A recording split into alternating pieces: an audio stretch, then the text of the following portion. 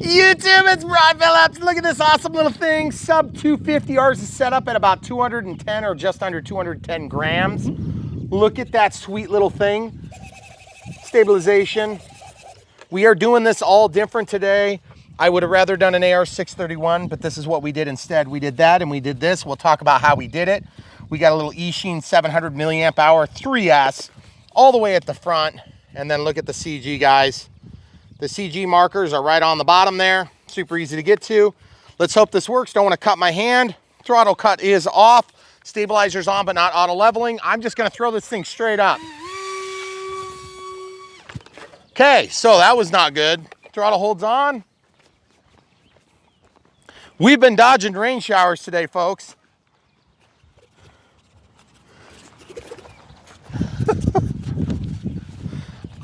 Did you lose? Oh, a sticker on landing? Oh, it came off the bottom of it. I was like, what are the chances of that? I thought it was a prop. Okay, so that's just stuck on there. Okay, here goes nothing. We probably need to trim a little bit. Okay, throttle cuts off.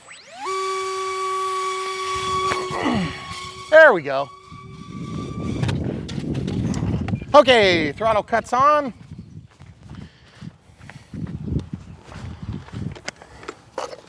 The battery, oh. So, it's not really damaged. It just kind of popped out. Everything still goes back together. This thing is quite resilient, as you can tell. But I don't know if my CG is, I would say, clearly where it needs to be according to the mark. So I don't know if it's just too windy or if I don't have my gains high enough. Let's double check the direction of correction. That could be part of my problem. Okay, so that just slips in here. Throttle cut is on, by the way, guys. Okay, so it's in, up, down, up, down, up. I'm gonna feel both sides. Up, down. Yeah, I can feel them. Stabilizer's working. There's all the way up. I'm gonna try auto level, okay? Okay, so auto level. This is just gonna be a glide test this time. Okay, throttle cut is not off in case it flies. Okay, so that's auto leveling, guys. Too much gain, but yeah, it's flying. I just need to trim it a lot. There it goes. It's flying pretty good. Looks like a bat. Man, that thing is so cool looking. Look at that. Man, that A3 is so good. That is incredible. Oscillation, not to be surprised by. Okay, so auto leveling works great. Turning down the gain. Oh yeah, baby, look at that thing. I hate that I have to use auto leveling right now, but I just didn't have enough, I didn't have my trim right. Feels like, I mean, I definitely have my CG correct, no doubt about it. So let's go up a little higher. Okay, now shut off. Oh yeah, she's good now. I just didn't have enough to get it off the ground, folks. 50% throttle there. Excuse me, 40. Here's 50. Oh, that is so cool. It's like flying a bat. Oh, a little bit too much gain. Gain's down. She wants to be moving to fly. Not really a big surprise. I'm flipping to my higher expo rate, which is also going to drop our output rate a little bit. Camera crew's probably hating me right now for flying this plane today. Let's go over into the bull. Guys, this thing is actually ultra stable. Really happy with it. That A3L is surprisingly good. Not surprisingly, I've used them before. Excuse me, A3 Super. Come up to the edge there, camera crew. Thank you, perfect. Look at that, 20% throttle, just cruising along. It is not calm today. It is windy.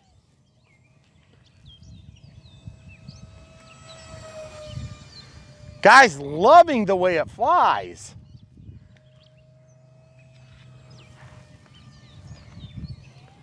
%, throttle here. Little oscillation, and oscillation is down. I'm trying to get my trim set.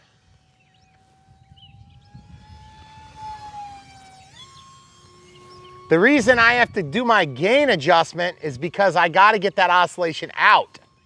Okay, I got my gain almost all the way down. I got up trim issues now, trying to work that out. I'm out of the throttle. Riding the stick downward now, which is kind of weird. Unless maybe the battery slipped back, which is totally possible. A little bit of trim down. Oh yeah, okay, so now she's dropping down a little bit too far I went. There we go. You can see I'm just gliding, guys. Oh man.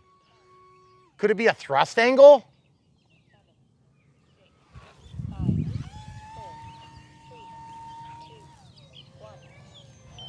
I keep trying to use my rudder, folks, and I don't have one. This is just truly bank and jank. See, every time I give it throttle, nose goes down. Ow! Oh, got me. Goodness gracious. Guys, when you live in the country, you never know when there's going to be an explosion. You just get used to it. It was a waste of a lot of money right there. Don't worry, they're going to be wasting a whole lot more in another day. I know, why don't they wait till it's dark? Yeah, no More kidding. fun. Guys, this thing is fun to fly. It's just kind of a little bit weird. I kind of like a little bit more gain. I kind of like having a little bit more. Let's go back to my middle setting. There we go. I feel like that's a little better. Going right by us here, camera crew. Sorry. Going right by us again, except I'll try to go in front of you this time. Thank you. You wonder if I could catch it. Oh man. I know it's hard to tell the top from the bottom, isn't it? I was just trying to zoom. Did you hear that frog? Oh, it was, yeah.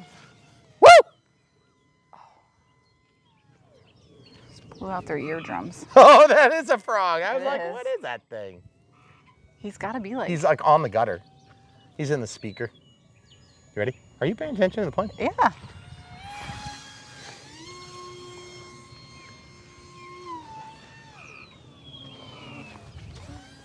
What do you think of this plane? Other than the fact that it's terrible to have to film. I'm like super surprised. Well, I mean, I could barely hand launch it though. That's the funny thing. Because Well, if you really get down to it, that's the biggest problem I have with it so far is I couldn't get it to hand launch.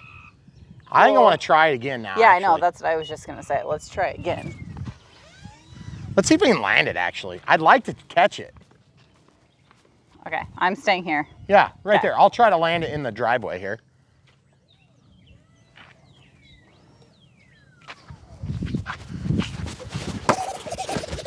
First try. Well, technically not. The second and first try I crashed. Yes. Okay, so first thoughts. I feel like it's, you know, we're using a little bit smaller battery than they call for. And to be honest, I think we could probably use a little extra nose weight. So I If wonder you had a camera or something on there. if you had a camera on there, you'd be Give you set. weight. Now, the other thing is that prop didn't get damaged when we hit the ground, so that's good. You'll notice the trim is up just a hair. Auto leveling works really nice. That was surprising. Yeah. So I'm way over my timer. Let's check the voltage real quick with the XBC checker. Stick it right in the hole there, camera crew. Here, which hole? I'm. Oh yeah, you can't see, can you? Nope. Okay. Oh, there it is. 63%, are you kidding me? Okay, we're setting the timer. 63%, 3.9 on all the cells. So I'm gonna set my timer right now to 10 minutes, or actually I'm just gonna clear it this time. When we land, we'll set it to 10. Okay, 10 minutes is a pretty good flight time. Granted, some of you guys are gonna be getting up there and just doing FPV, you know, much lighter duty work than what we're doing. We're trying to do aerobatics and things like this. Who knows? Okay, so you know what? Hold this, please. I want to show them one adjustment. Let's hope they can see good. Can you even see? Hey, hold still. Thank you. Yes. Okay, so I'm gonna click. I'm gonna go to dual rates and expo, ailerons, elevator, and rudder. Okay, there is no rudder. So elevator's good. Ailerons, I want to kick up. Okay.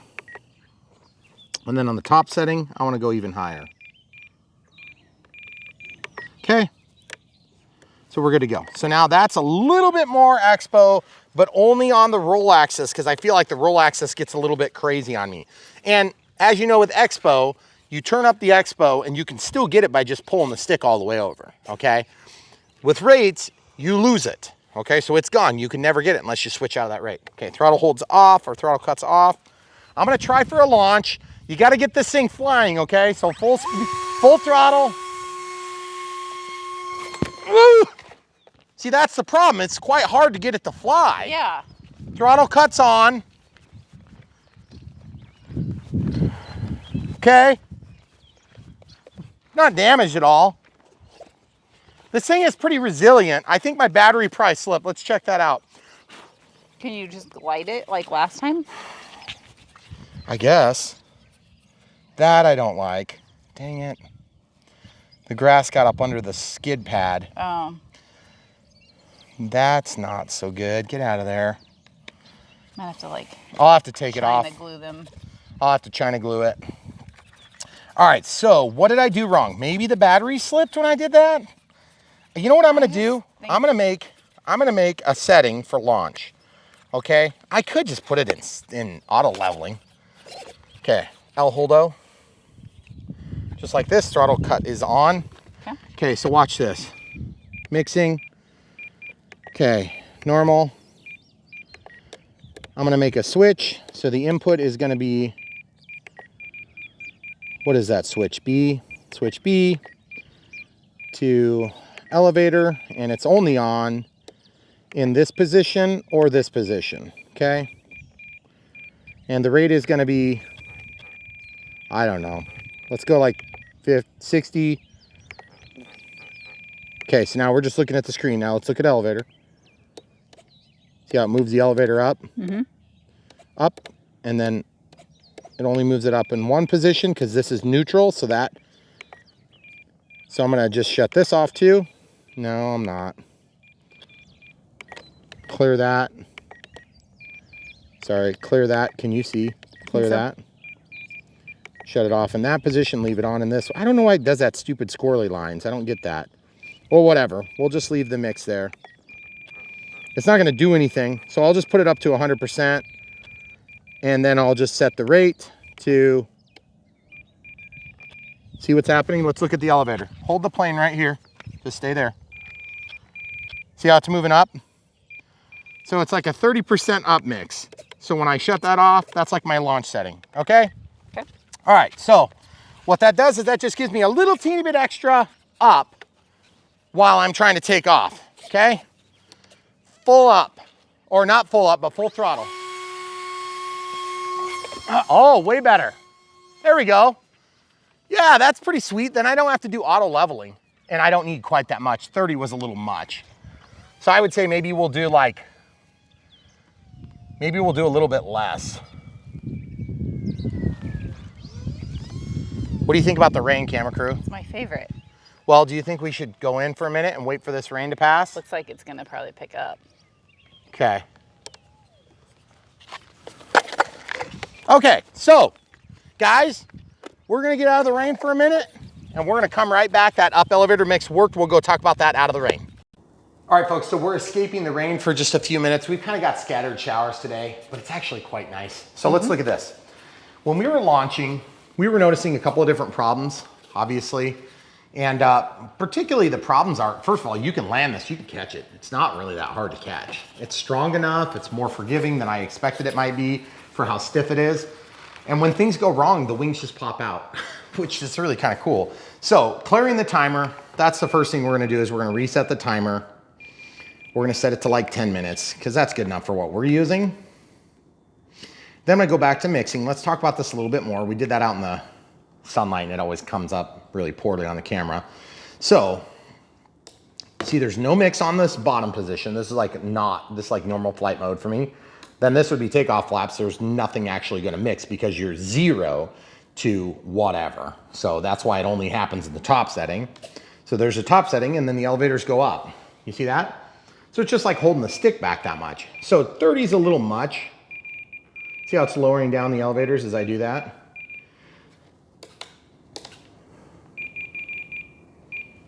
Okay, so 15.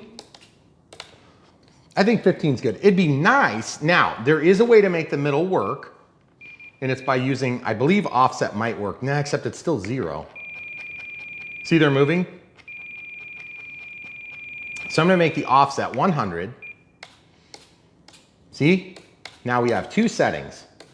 So like takeoff flaps, landing flaps. Takeoff elevators, landing elevators. So now I wanna take this and lower it down to like, we don't need that much. Yeah, let's do 10. And then landing would be even more. Let's do like 20. Really the idea is, okay, so when you're coming in to land, you give it that elevator input and it's just like you're pulling back on the stick, but you could just like use your hand to catch it. So the key is you kind of have to take one hand off of the controller. Typically I keep, when I'm doing something like that, I need my hand on the throttle, okay? Which is throttle and rudder. So if you're gonna give something up, you're not typically gonna hang on here and catch. I'm not left-handed, okay? So I'm gonna let go of this even though that's where my primary flight controls are. Which is why when I launch, I need to get in the habit of maybe trying to launch with left hand, but that's a great way to get your hand chopped up because you're gonna be like, this is awkward, I don't know what I'm doing. So really with this thing, with the leveling, there's really no reason why you couldn't just turn on auto leveling, take off flaps, auto leveling, and it should just glide. I think there's a certain amount of inherent understable behavior with this forward-facing wing. And I also think there's a thrust angle issue with this plane, just a very minor one. Typically with pushers, we don't experience a lot of that. It should be pretty clean, but there's still some P factor to deal with. And P factor meaning it's gonna wanna roll the plane. Okay, the stabilizer is gonna take care of most of that. So now we have 2 different ways of taking care of that. We have the takeoff flaps, landing flaps, and then we have auto leveling. Stabilize mode, self-level. I show how to do that in the video. It's quite easy. We're learning all sorts of new things about the NX8 as we go through. Previously, I had run the NX6 for a short time, and then before that, I was running an NX18, or excuse me, a DX18. The DX18, of course, was Gen 1, so we had no vocal stuff in there. We just had beeps and vibrate. So, initial thoughts on this plane were, I don't know, really? I don't need another plane that's not gonna work well. And get this, I really actually like this plane a lot. I think it's fun. I think the size is great. I also think a bit of a miss on this plane would have been, if they would have done strong magnets, that would have been sweet because you could do 3 magnets and the 3 magnets would make your contact points for your servo wires. And then you could slide this on, have your wing spar, and then if you have an accident, the wing just comes off and you could just slide it right back on and be done. That'd be pretty cool. So if some of you guys wanted to try that mod, you could do that. And I'm saying signal plus volts, 5 volts or whatever it is, and then ground, of course. And you would just do 3 separate magnets, and those magnets would carry the signal and power to the servos, which would be sweet. Secondarily, I think that the visibility is poor. The differential in top to bottom is very difficult to distinguish from the ground. Again, super easy, rattle can, paint the top red and the bottom blue or whatever. You know, it'd be easy to do, but I kind of like the way it looks, so I don't want to ruin it. A lot of times I do a lot of stripes on the bottom, but I just feel like the fuse being the canopy that it's white, if this were white, I don't think I'd like the look of it as much because it looks cool with it black, but the bottom is black. So it really does mimic the look, and it's so symmetrical that it's quite difficult to tell the difference. It almost needs to be all black on the bottom or something. Yeah, something so that it's very, and plus the all black up against the sky is gonna help distinguish it up against the sky. Now this is an FPV rig. As you know, we don't do a lot of FPV. So really it's not anything against FPV, it's just not my thing. So that being said, I think, are we done raining here? It looks like we might be done raining. We'll so check. We're gonna pause and we'll come back. We'll do a little bit more flying. We'll probably switch batteries just to be full disclosure here. I'm sure we get 10 minutes, but we'll go ahead and switch batteries now while we're off camera. All right, so we're gonna keep flying for a minute. The rain is kind of on and off again, so we're gonna just do the best we can. We're gonna try our takeoff flaps. We have landing flaps now, which are actually like spoilers, but you know, not really flaps at all. So throttle cuts off, full throttle. Oh yeah. Okay, out of the flaps.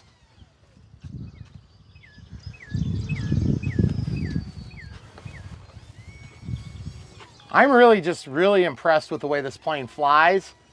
It does everything I want it to. A little bit too much stabilizer on the ailerons. I just turned it down. See how it's fighting us a little bit? What I ought to do is I ought to hook it back up to the computer and turn down the gain on the aileron axis, because that would be the best way to do it.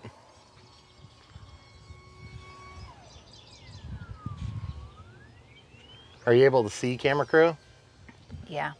We're trying to keep the camera out of the rain, because honestly, it's not that bad. Hey, we could try on the edge of the garage, camera crew. Why don't we do that? Okay. Can I just go up here and kind of loiter? Yeah. We're trying for a 10-minute flight today on this one. You coming, camera crew? Yeah. Oh yeah, it's way better over here. Are you Okay. zoomed a bunch? I can try and zoom now that we're over here. 'Kay. Better. Let me get settled. Okay. Let me know when you're starting.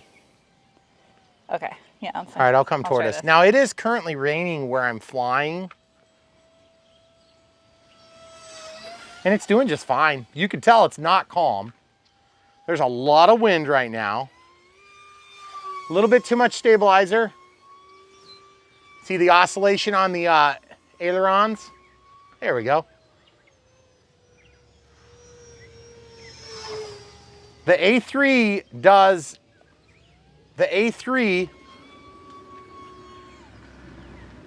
what's the deal? FedEx always shows up right when we're doing stuff.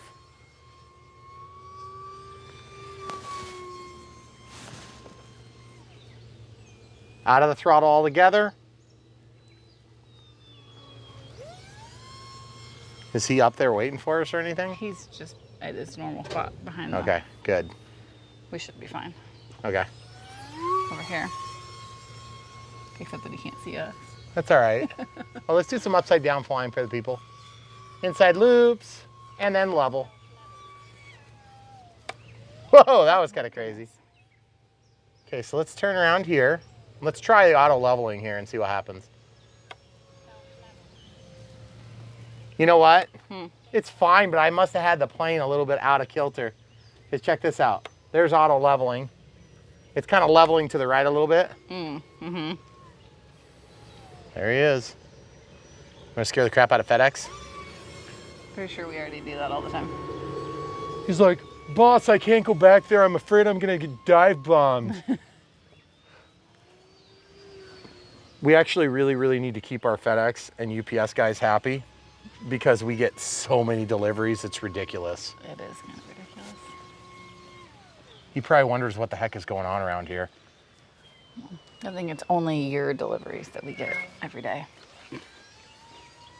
That was a hilarious joke from the camera crew, because we get like everything delivered. Which you guys may not know this, but we're out in the sticks, except we have an Amazon distribution center that is like 1.5 miles away from our house. Yep. And a fulfillment center that's just been built, and of course they don't call it that yet. But pretty soon, I think we're gonna have 3-hour delivery, which is kind of cool. Or whatever the more fast delivery is. That's good. Those 2 days are a really long time when I need glue sticks. That's true. Well, when I need glue sticks, it's a big deal too. All right, here we go, full speed pass. So one complaint I have about this plane is that while it is awesome, it's maybe not incredibly fast, okay? Really? I think it's not incredibly fast. Just because it's hard to film doesn't mean it's incredibly fast. It's not lame at all. It's awesome. But if I had to pick, I mean, that's... Well, I mean, like 4 inches from your head, it's kind of fast. Wow. I mean, I can't... I have to feel like maybe that was a little bit weak. Right. Let's try. Full throttle. There we go. Guys, I'm real impressed with the way this plane flies. I mean, now that we've kind of worked out, let's try some landings. Let's go see what we got over here. Be careful about filming there, camera crew. It might be an early release. You never know. I'm gonna walk out here, camera crew. Okay. Where the heck is it? Oh, it's on the porch. It's small.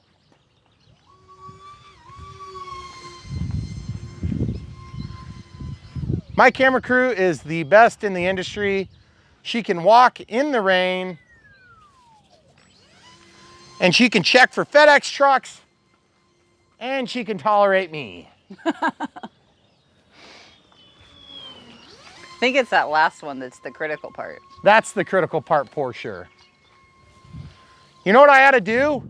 What? I ought to make a mix, hon, that sets the gain up higher when I'm out of throttle. Sets the gain higher. Oh. The gain for Yeah. the stabilizer, Uh-huh. so that it's throttle sensitive. Because you see it waving like a bat? Oh, yeah. It's because I got too much gain. Whoa. What? That bird threw me off. Oh, you talking about the barn swallow? Yeah.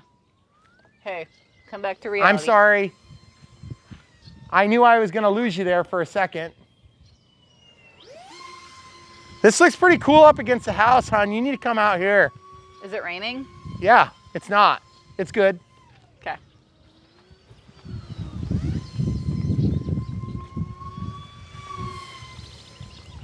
This plane is so fun to fly, guys. It really is. And like, my minor complaints about it are just so minor. Okay, there's our landing flap configuration. Out of the flaps. Hey, Yeah. all the way out here if you can. Like where I am. Like over by your wonderful husband and beautiful, beautiful camera crew. Over here by your wonderful husband. Yes, there you go.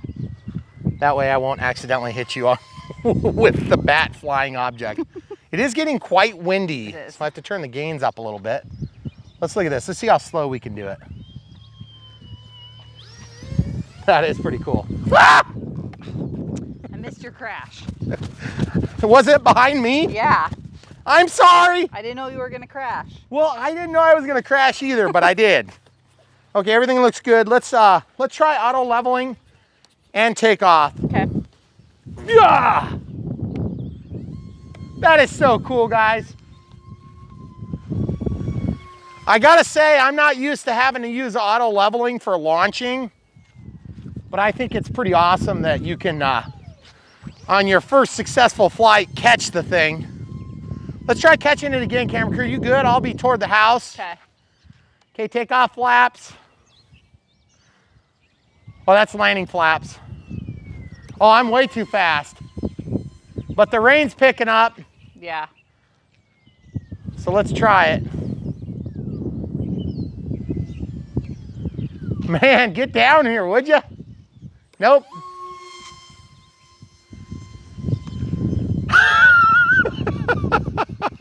I'm sorry, camera crew. Here we go. All right, I'm doing it this time, I promise.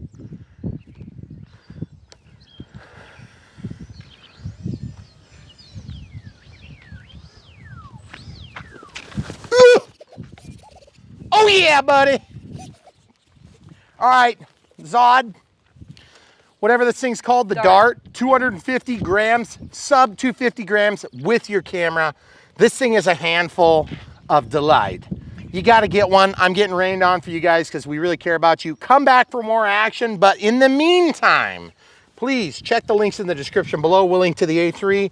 We'll link to the everything but the battery. We'll link to this receiver, and we will also link to the AR637, which is awesome, or the AR631, which would be ideal for this. It would have been about half the setup time and probably similar to slightly better results. The A3L is great. The A3 is good, but the A3 Pro would, A3L and A3 Pro would not require hooking up to the computer, which I didn't like having to do.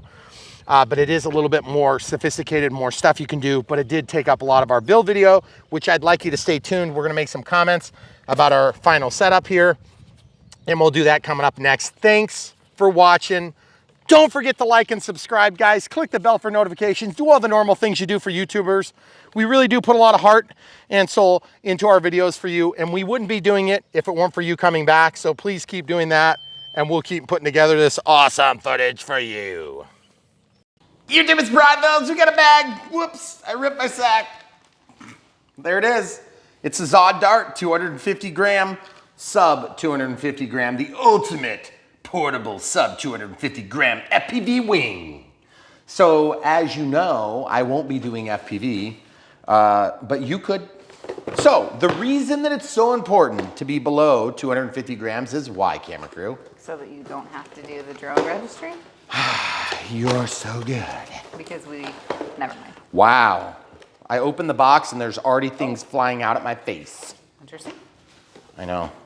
Okay, we got some stickers. I did a battery review with the ZOHD batteries a while back. No, that was ZOP. Wasn't it? Pretty sure it was that. Oh. Premium FPV planes, electronics, accessories. Visit us. Okay, fine.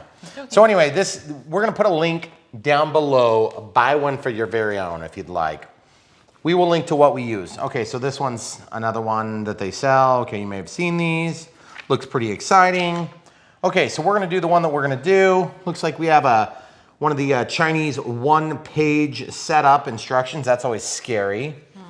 Okay, so what we're gonna do is we're gonna go ahead and continue this unbox. This, I believe, is a plug and fly, but I'm not sure.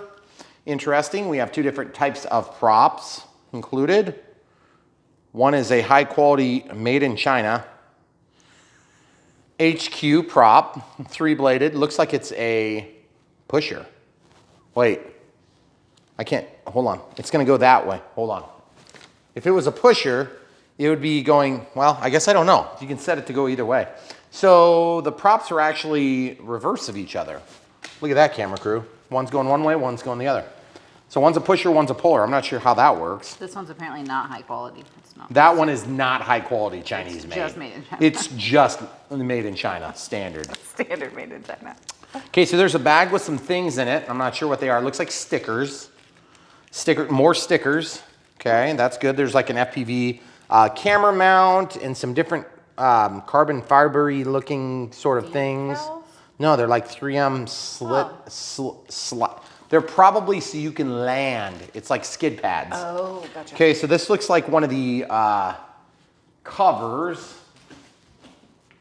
that's got a magnet on it. Okay, so that's pretty sweet. It's a pretty strong magnet, just didn't stick very good there. There, now it's on there. It's pretty strong though. Okay, then we have a couple of wings here. Oh, there's servo wires. Thank goodness. I was a little nervous about this one. Good thing you didn't mention that After the beforehand. I know. After the last Banggood plane Way to we leave did. that out. What was the last one? What was that thing called? The whale? The Killer whale? It's the killer whale. It's not just a whale. Sorry. It's a killer It's whale. not even a whale. Yeah. Okay, so we got these things here. 3M double-sided tape that holds those in.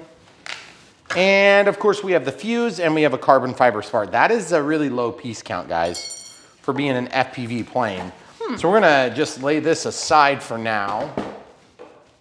I believe this plane is mostly set up and there's just some flexibility on what choices. That thing is so light, feel it. Whoa, sorry, I about dropped it.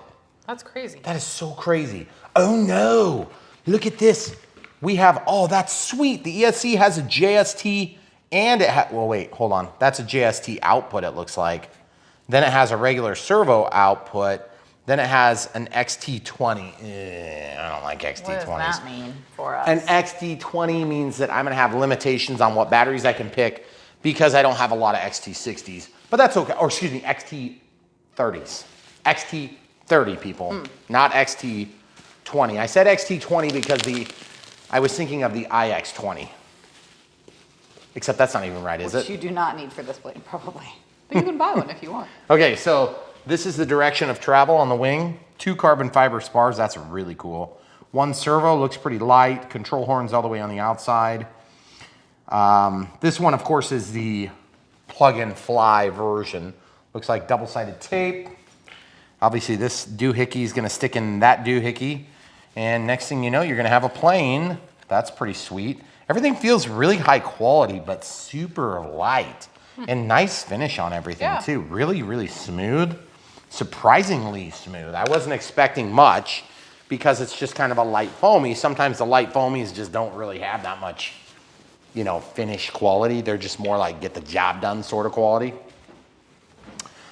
Oh, that's a nice, wow. Feel how strong that motor is. Spin it. Wow. That's crazy.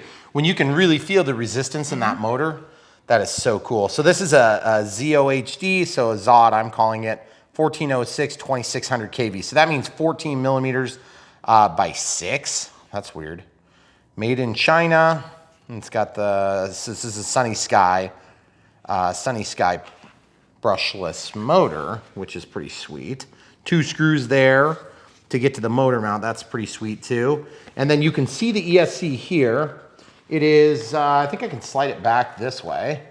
Serviceable, that's really nice. It's got quick disconnects here. 30 amp ESC, light series with a 5 volts at 2 amps BEC. How do they fit that in here? That's actually pretty good. That's like really actually pretty good for how small this is. And then the battery is 234S voltage at 16.8 volts max. Okay. So that's all good. There's plenty of room for a bigger ESC if you decide to do it. A little bit of twist there, some carbon fiber here that actually holds the top together. And then of course a location for a camera, but they do come with covers like this. So if you want to put that cover on there, you actually you would normally route your camera into here, and there's a little pass-through for the cable. So this is a super simple, basic assembly, it looks like. Then we get to figure out the receiver, which to be honest is really not that big a deal. But what we'll do is we'll go ahead and get a receiver installed and just see what we've got to do. This is going to be a televator or a televon, because as you see, it's a delta wing. There is only 2 control surfaces. So that means that you're gonna need 1 channel, 2 channels, and 3 channels if you're doing it as basic as possible. But typically there is an elevator channel and an aileron channel, and that's the way that those things get mixed. So that's about how big it is. That is really cool, actually. Now, I'm not sure which prop I like better. I kind of like the little tri-prop, the 3-bladed prop. What do you think? This one looks like it's probably going to be more powerful. This one's a 5x5R. And then this one, the high quality one.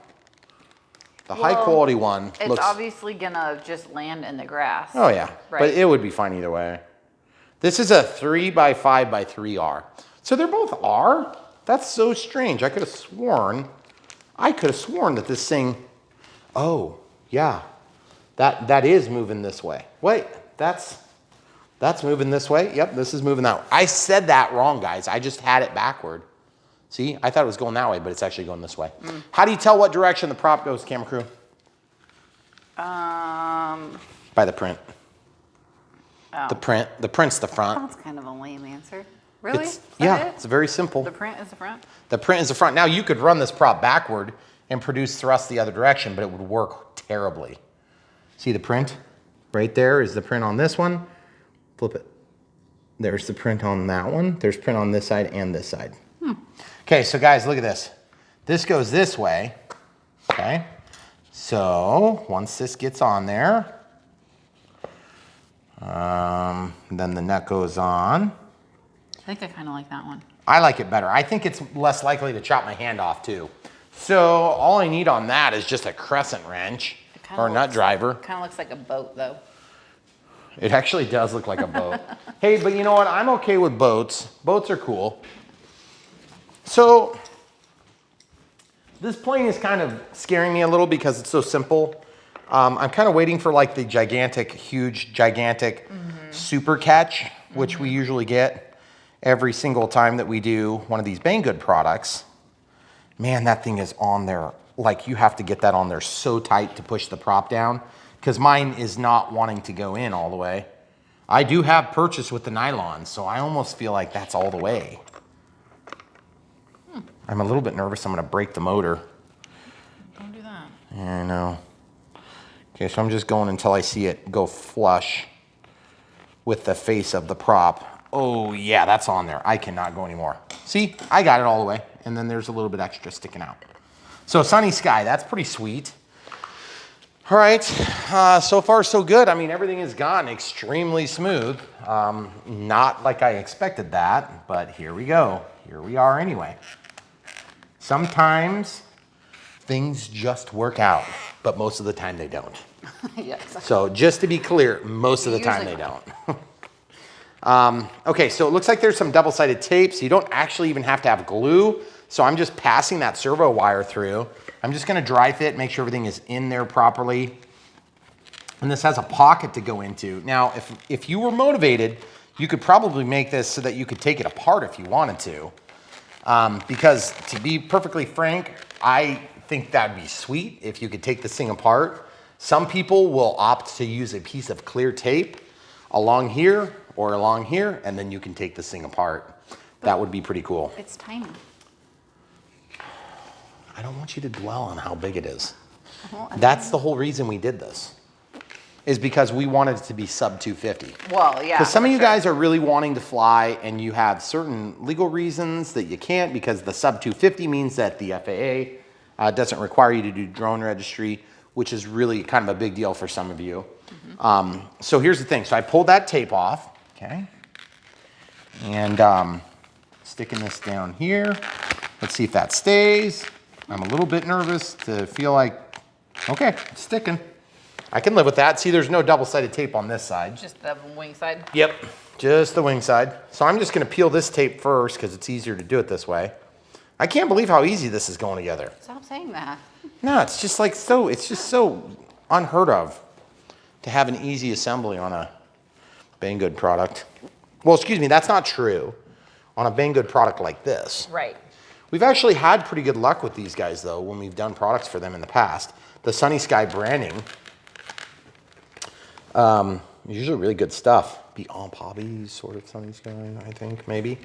Not 100% sure on that, so just follow the links in the description below so you aren't disappointed, and you won't be. Okay, so you just kind of got to feed those leads through. I don't know if you guys can see that poking through there. Nope, yep. Okay, once it's through, it's pretty simple stuff. One thing that would make this build a lot easier, if you're wanting to make your life easier, would be to have a pair of forceps, also known as hemostats, available and at ready access for when you do have one that kind of fights you, because then you can grab those cables and yank them through. But I didn't actually need that. It was just more to show you that they could be quite helpful. Okay. Just slide that sucker in there and then slide this sucker in there. It's really pretty simple. Yeah. And then obviously, I mean, that's a cool shape. It looks like a woman's shoe, I think. That is actually really cool looking. I like the way it looks. It's cool. I didn't think I was gonna like it, okay? So that's why I didn't initially review this. But I'm kind of liking the way it looks now. It's cool. Maybe it's like an Al Bundy sort of thing. I'm happy for you. Do you even get that reference? Al Bundy sort of thing. He was a shoe salesman. Oh, I forgot that. Married with children. I don't know if I can use that reference. It's probably copyrighted. Allowed to watch that show. Well, trust me, neither was I. But that's okay. So these wings need to go here and here, respectively, okay? So that looks pretty totally sweet. There's a right and a wrong? Yes, because they're angled, right? Yeah, there's a right and a wrong. Okay. So now we're not gonna be doing flap rounds on here, obviously, because flap rounds would just act as an elevator.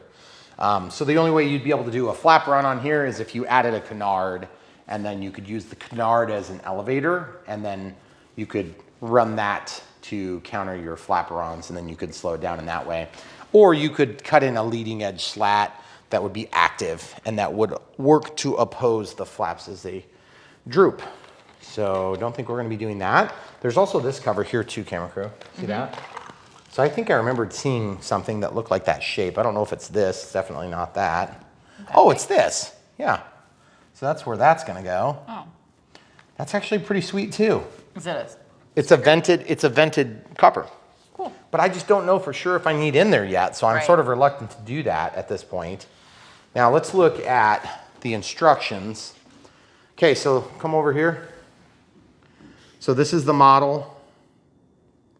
Burst current, BEC. Okay, so it looks like size for reference. The CG's up here. Oh yeah, so they're saying channel 1 aileron, elevator, and throttle. So like I said, three channels. Oh, they must have this in a ready to fly as well, okay? So this tells you how to program the ESC. Okay, so it's got the beep, beep, beep, beep, beep, beep, beep, beep, beep, beep, beep, beep, beep. So I'm not going to read the rest of Glad those. you speak ESE. I speak beep. Boop, boop, boop, boop, boop, boop, boop, boop, boop, boop. I knew I had to work that in for my camera crew. She loves R2D2 talk. Okay, so it looks pretty simple. There's instructions, actually. I didn't know there were instructions. That's pretty sweet. So they're recommending a GPS or a flight controller in the center. That's pretty obvious stuff if you were going to use it. In my case, I'm not using that. That is pretty cool if you did that. So let's get these fins attached. It looks like we're pretty much done once we get these fins attached. Then we just have to work on a receiver, which of course I'm going to walk through with you so that you can copy along at home. So just so there's no surprises, let's go ahead and get this done. And obviously we want you guys to have the best possible experience. I'm going to take my finger and just kind of hold that open as I slide this down so that it gets all the way good penetration there. And it looks like, you know what? I got that on the wrong side. I had that on the wrong side. That's actually the way it's supposed to go. What? That's Wait. weird. Are you sure? Yeah, 100%. Yep, 100%. I actually liked it better the other way. I thought it was more cool. Yeah, I did too. But this is the way it's supposed to go because you can see the molding on the wing. See, it matches up. Oh. Plus then, it also looks like the pictures. Oh, well. So if it looks like the pictures, if it quacks like a duck, and it screams like a bald eagle. It came from Megan. No, Oh, that did. it's a go-go bird. Go-go bird eagle. If it quacks, if it screams like an eagle and flaps like a duck, it's probably a go-go bird. What kind of ducks do you see? Don't you remember some people said it looks like a duck the way it flaps? And I agree, it did. So, yeah, the ducks that I see are evidently maybe a little bit challenged. Apparently so. All sorts of things. Okay, so that's pretty sweet. So the CG, did they actually tell us the marking for the CG? Or it Because they didn't say shoot. it is marked. It was on the other side. Oh, yes, Oh. that line. Nice. That is sweet. Hey, of all people. Yeah, no kidding. This is like a really well put together Yeah. little thing. Look how small that is. I know. That's so crazy. And it even comes with Velcro. Velcro top, Velcro bottom. Okay, so I'm not gonna get burned on putting these things on just quite yet, for the simple fact that we have been burned on that before. What I am a little bit concerned about is where do those skid plates, where are they supposed to go? I don't see. I'm not sure. Because the skid plates, in my best estimation, would be here. Yeah, like here. See? You sure there's not another picture? No, there's not a picture because I just found raised foam. There's raised foam right here. Can you see that? Yeah, I can actually. That's exactly where it goes, and those are absolutely, for sure, the correct skid plates. Sweetness. I like the way those skid plates look. I like the way that they feel smooth and slick. These ones, see how smooth they are? Wow. Oh, they go on the bottom of the tail. Okay, cool. Not what I was expecting at all.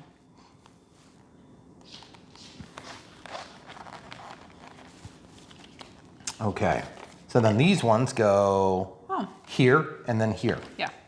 So this one goes on the near side.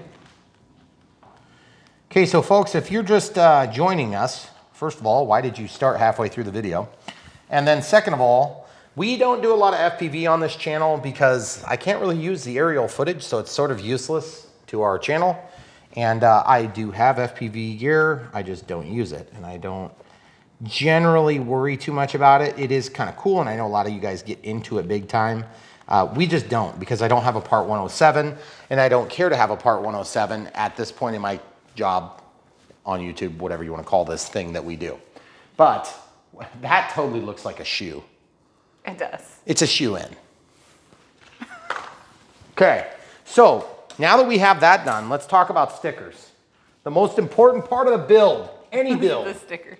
The stickers. Yes, always. Where are we putting stickers, camera crew? I don't know. That's a lot of stickers. That is a lot of stickers. I think we should do, are these white? They're white. Are they white or are they clear? I think, well, actually that's a good point. Nope, they're clear. Okay, so how about this? How about that? Okay. Looks good to me. That's great. And then how about we do one here? That looks perfect. Okay. Until you're really taking Listen, Taking your time. I am serious about this. Well thought out. I'm serious about decal application. Researched. Yes. Authenticity. Well, there's people following along at home, camera crew. I take this seriously. Slow down. They have to get their stickers out. That one's not probably supposed to That's go probably on not it. supposed to go on the plane. Inspiring the future. That one's supposed to go on your case that you put all your stickers on that you randomly don't use. I'm actually just gonna do it here, because then it'll like blind me every time I turn the plane upside down. Sweet. Yep, and it won't blind the camera crew at all though. Oh, not a bit. It'll be just fun for her. I'm thinking, we're gonna put this. How many more stickers do you need? I'm putting all the stickers on. I'm not wasting one sticker. So this wing is where we did that, so I'm gonna do the same wing. Oh yeah, that's beautiful. I like the way it looks actually. It's kind of sweet.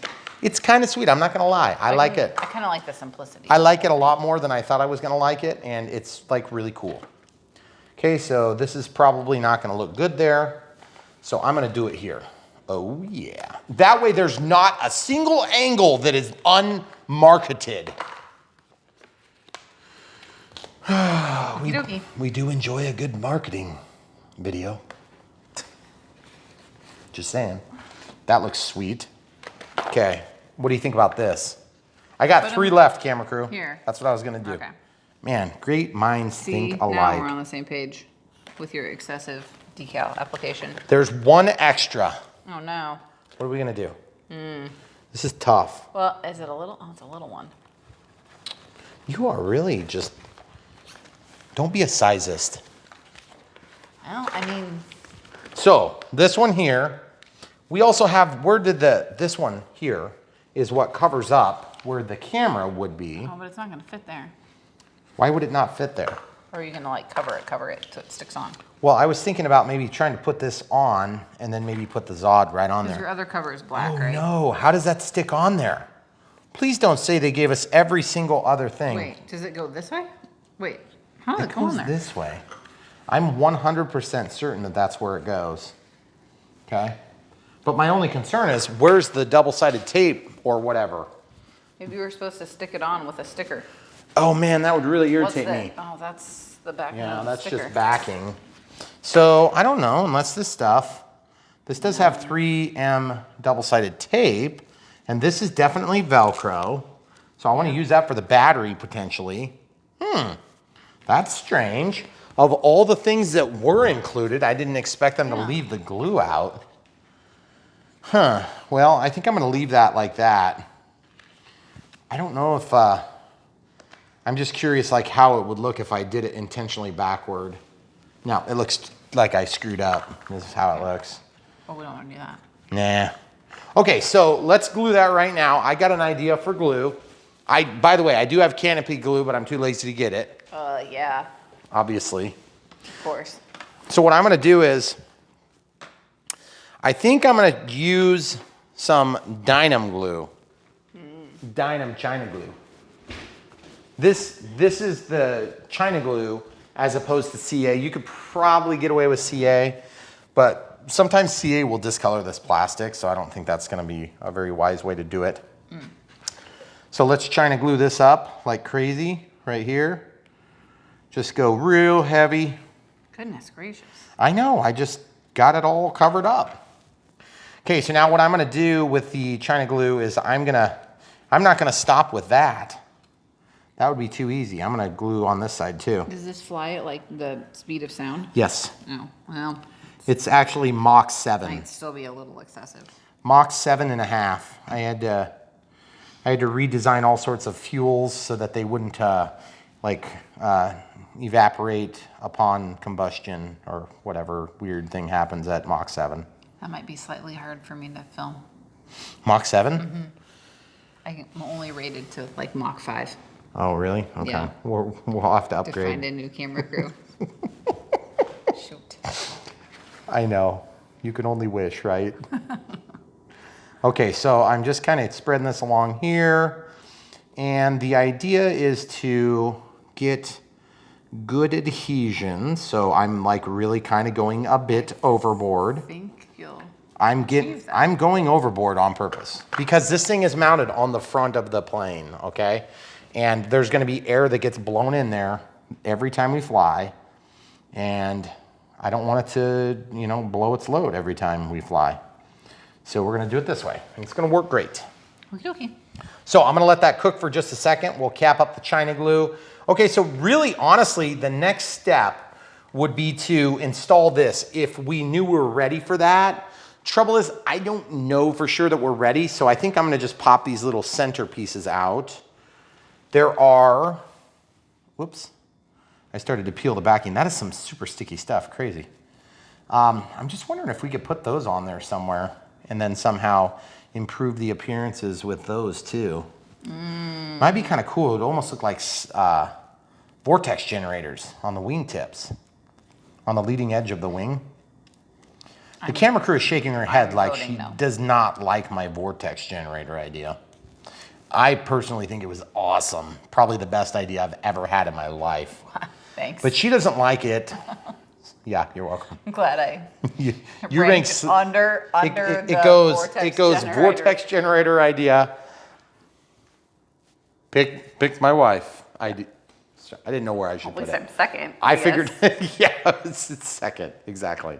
Fine. So I think what we should do is, I'm about 99.9999% sure. So that's a pretty low chance of being able to stick anything in that hole. It's a little too tight. What do you think? I'm gonna stick it. All right. I'm have some confidence in my ability to screw up.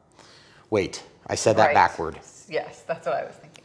I'm gonna do it. I'm doing it. I've made a decision. It's gonna be super. This is yes, that is true. I'm trying not to stick this on my belly because I have glue adhesives going on. Yeah, that's gonna get like covered in dust. Yeah. Because it's got like adhesive all the way across the bottom, because you don't just pull the backing off the edge. See, you pull the backing off the whole thing. Hopefully your ESC wire doesn't need to move. Well, I can pull that down actually. Okay. Yeah, see.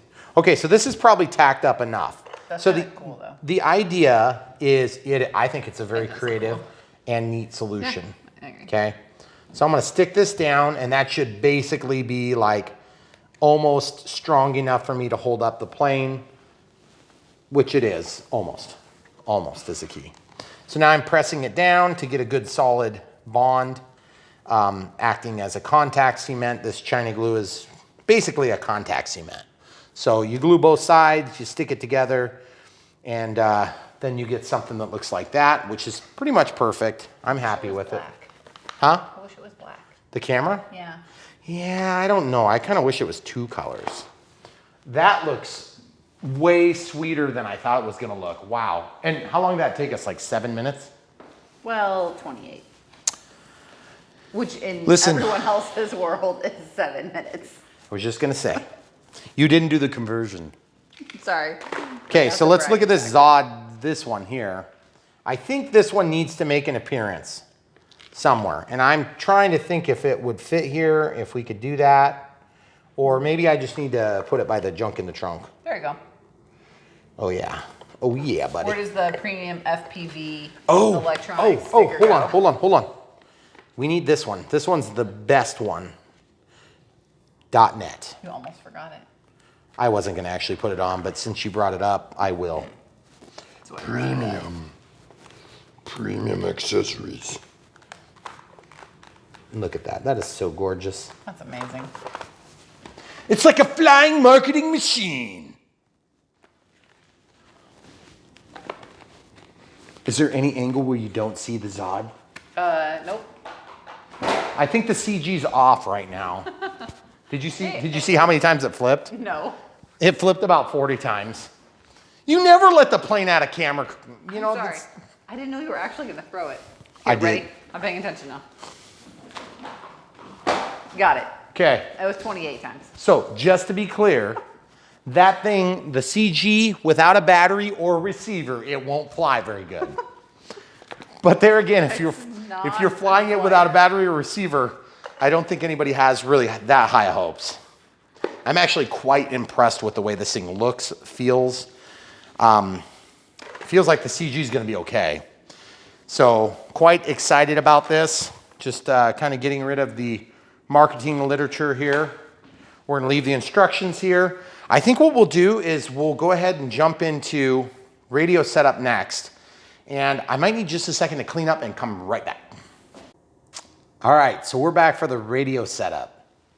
We're gonna use the NX8, which of course I'm gonna use because that's what I like to use. The NX8, of course, is a DSMX transmitter, DSMX, DSM2. And so I'm gonna need to have a DSMX receiver. So we've got this one here. We'll link to that if it's still available, okay? And then we're gonna use this as a stabilizer instead of a full-blown flight controller. The A3L is cheaper, and so if you're gonna get a stabilizer that's an external stabilizer, that might be the way to go. Honestly, if I had an AR631, I would use it, but I'm out right now. So an AR637T would be pretty sweet too, but also quite expensive for this application. So in this case, again, I had this sitting here, so I'm gonna use it right now. So we've got that. All this stuff comes in the bag. There's double-sided tape twice. There's a USB-A micro to USB-A micro. And then there's this little doohickey, I forget what that does, that this is the programming cable that goes between this, and then the receiver. You'll note that we have a scale that's zeroed, it's in grams. Put it down on the scale, and it's 211 or 212 grams. All up weight. When we lift this, you can see I've got a transmitter. I've got wires. Okay, so there's some wires. I've got the capacitor, which is used for the A3. I've got the Hobby Eagle A3 Super, that's what came out of this, is stabilizer. Then we have the receiver, which is indifferent to position in here. So that doesn't have any stabilization. So that's an iRange X RM601 micro receiver, so that's quite light. Okay. We have the, in this case, not double-sided tape, but Velcro, okay? And the battery I'm using came from an eSheen plane that just so happens to have the desirable XT30, which I don't have much of. So I'm just gonna show you how I'm charging those, because as you probably already know, I use smart chargers for all this stuff, so I made myself an adapter, which works really nice. So you can see this one here is charged. Okay, so now she'll back up and we'll do this. So we're gonna unplug that one, unplug here, and then one lead at a time, we'll do this. This is because I'm too lazy to order an XT30. So the XT30 is not going to be used. I used a motor connector to make these leads, along with regular banana jacks, like this. And then I ordered this lead from Spectrum, okay? So I had that lying around ready to go. And so that worked out really nice for my application. So all I have to do is plug it into my smart charger and then plug it into my balance lead, just like you would any regular battery. Then I'm gonna press and hold, and I'm gonna go to start and click. It's already in 700 milliamps or 0.7 amps. And these are 700 milliamp hour batteries, 11.1 volts at 730C. I've got 3 of those, so that's gonna be just enough to kind of have a good time. It's actually a little bit smaller than what they call for, so I'll have you over here if you don't mind. So the first thing we need to do to get this whole mess set up is to, of course, make sure it's gonna fit. Make sure that we're gonna be able to get the stabilizer roughly around the center of gravity, which we are. And then obviously make sure everything stays under the weight limit that we're trying to do. There's a bind plug in here too, so we'll need that out. The bind plug, of course, is gonna be just for the receiver. I think what we'll do is we'll bind the receiver, we'll get everything set, and then obviously we will start sticking things down with double-sided tape. Now, if you need more capacity for your battery, this case will come off. But just keep in mind, stabilizers are picky about their position. You need to be thinking about that. But you could probably save, I would say 5 to 6 grams, if that, on this case. This one doesn't have much of a case, but honestly, that heat shrink weighs something. I would probably keep the heat shrink on this. It's not very heavy.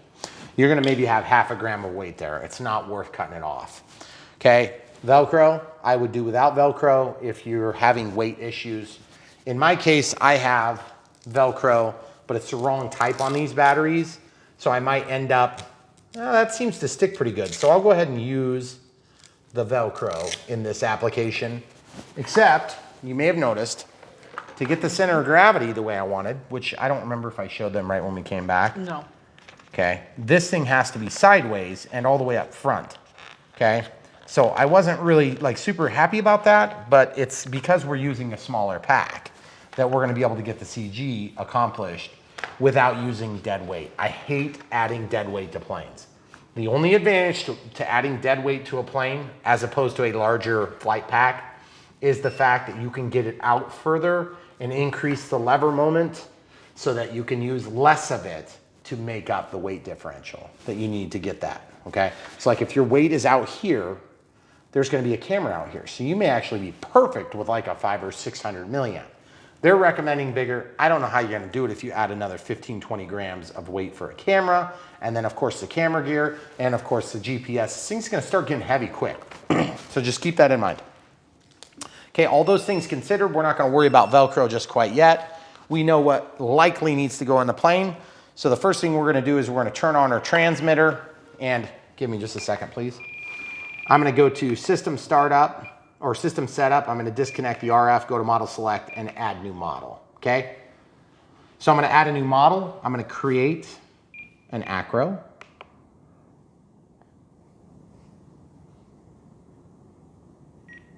And then I'm gonna go to model type. It's an airplane, I already did that. Model name, and this is where we scroll in the name. So this is for the ESC.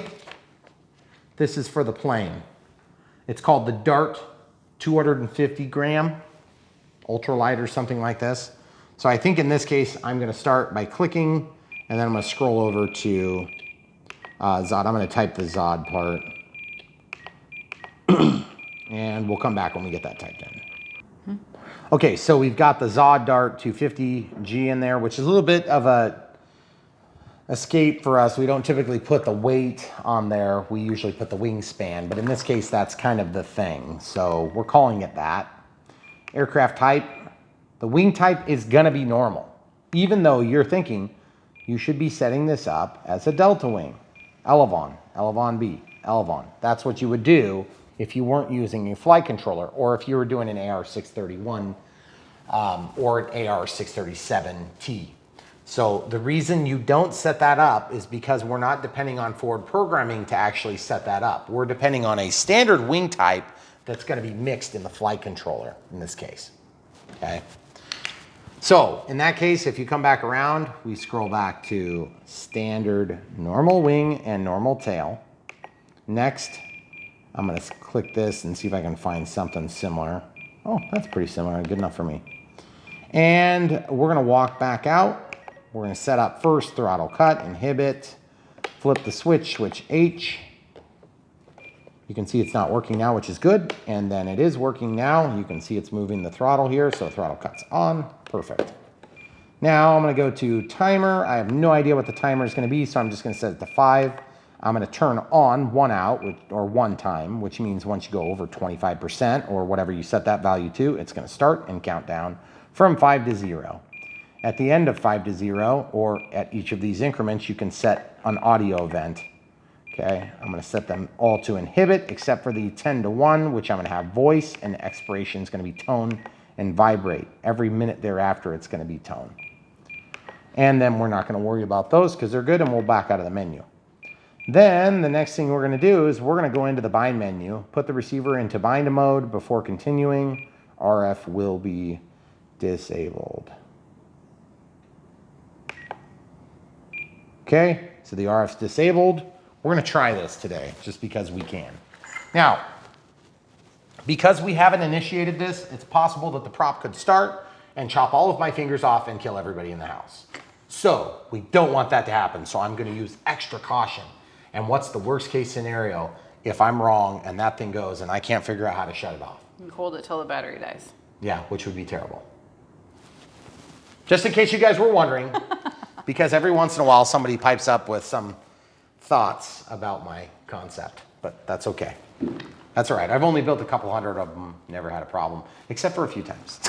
We've never had to do that. We've never had to do that. So, all right, so looking forward here, camera crew, we've got one channel and we have another channel. I think what we're gonna do is we'll scroll over here And throttle's channel 1, then aileron and elevator. Okay, so it's gonna be channel 1, channel 2, channel 3.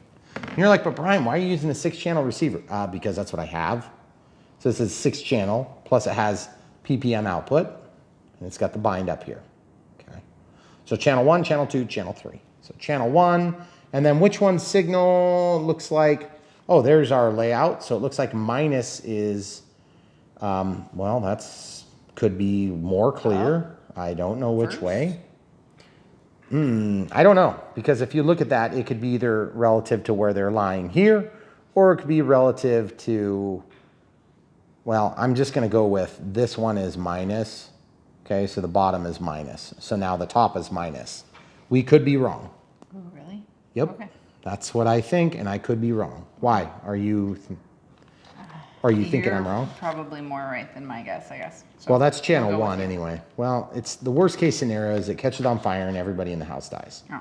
So no big deal. We'll just make sure that doesn't happen by holding it until the battery dies. Okay. Throwing it into the sink. That's why we do all of our builds by the sink. Safety first. That's just a hilarious joke, guys. Now, you also have to remember that there is a stabilizer involved.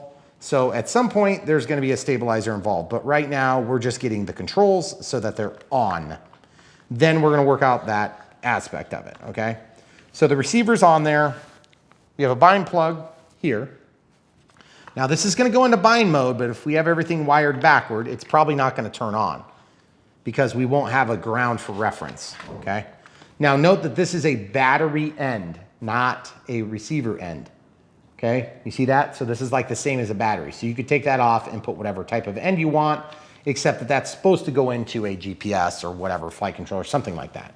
Okay, so let's cross our fingers and hope. Oh, I turned back on my, I'm going to go back into bind mode. Continue. Okay, then it's ready to bind. Okay, so now we're going to see if we got it right or if we got it wrong. I do have the bind plug installed. Okay, so I evidently got it wrong, camera crew. Okay. Well, that's nice that it times out like that. Nope, I didn't get it wrong. Oh, that's not very long. No, it's not. Oh. Bind failed. Okay.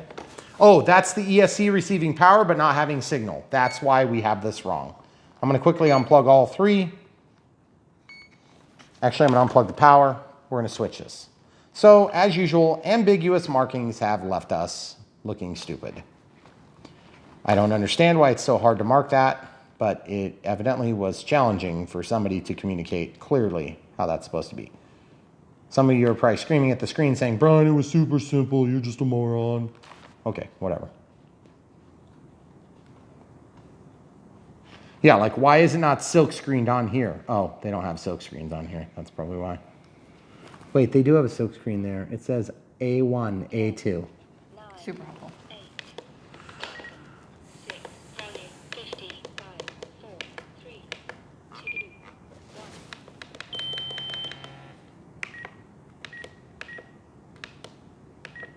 Volume 50. You see that timer? Mm-hmm. That normally clears that.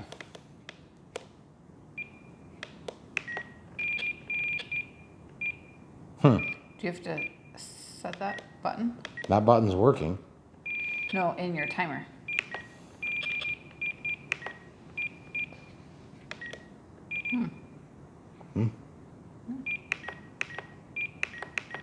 Yeah, I don't know.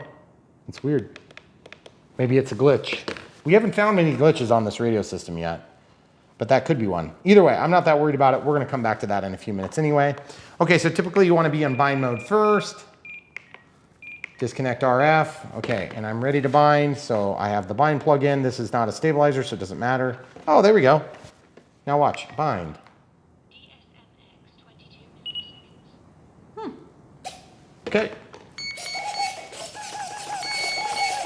Okay, so now I want to be careful about the throttle. This is where it could catch on fire and kill everybody. Throttle hold is off. It's going backward. So that's not going to do us very much good if it's going backward. Throttle cuts on. Oh, maybe that would have been nice to be in here right now. Do you know why? Because you have to switch the wires on the ESC. Or I can reprogram the ESC.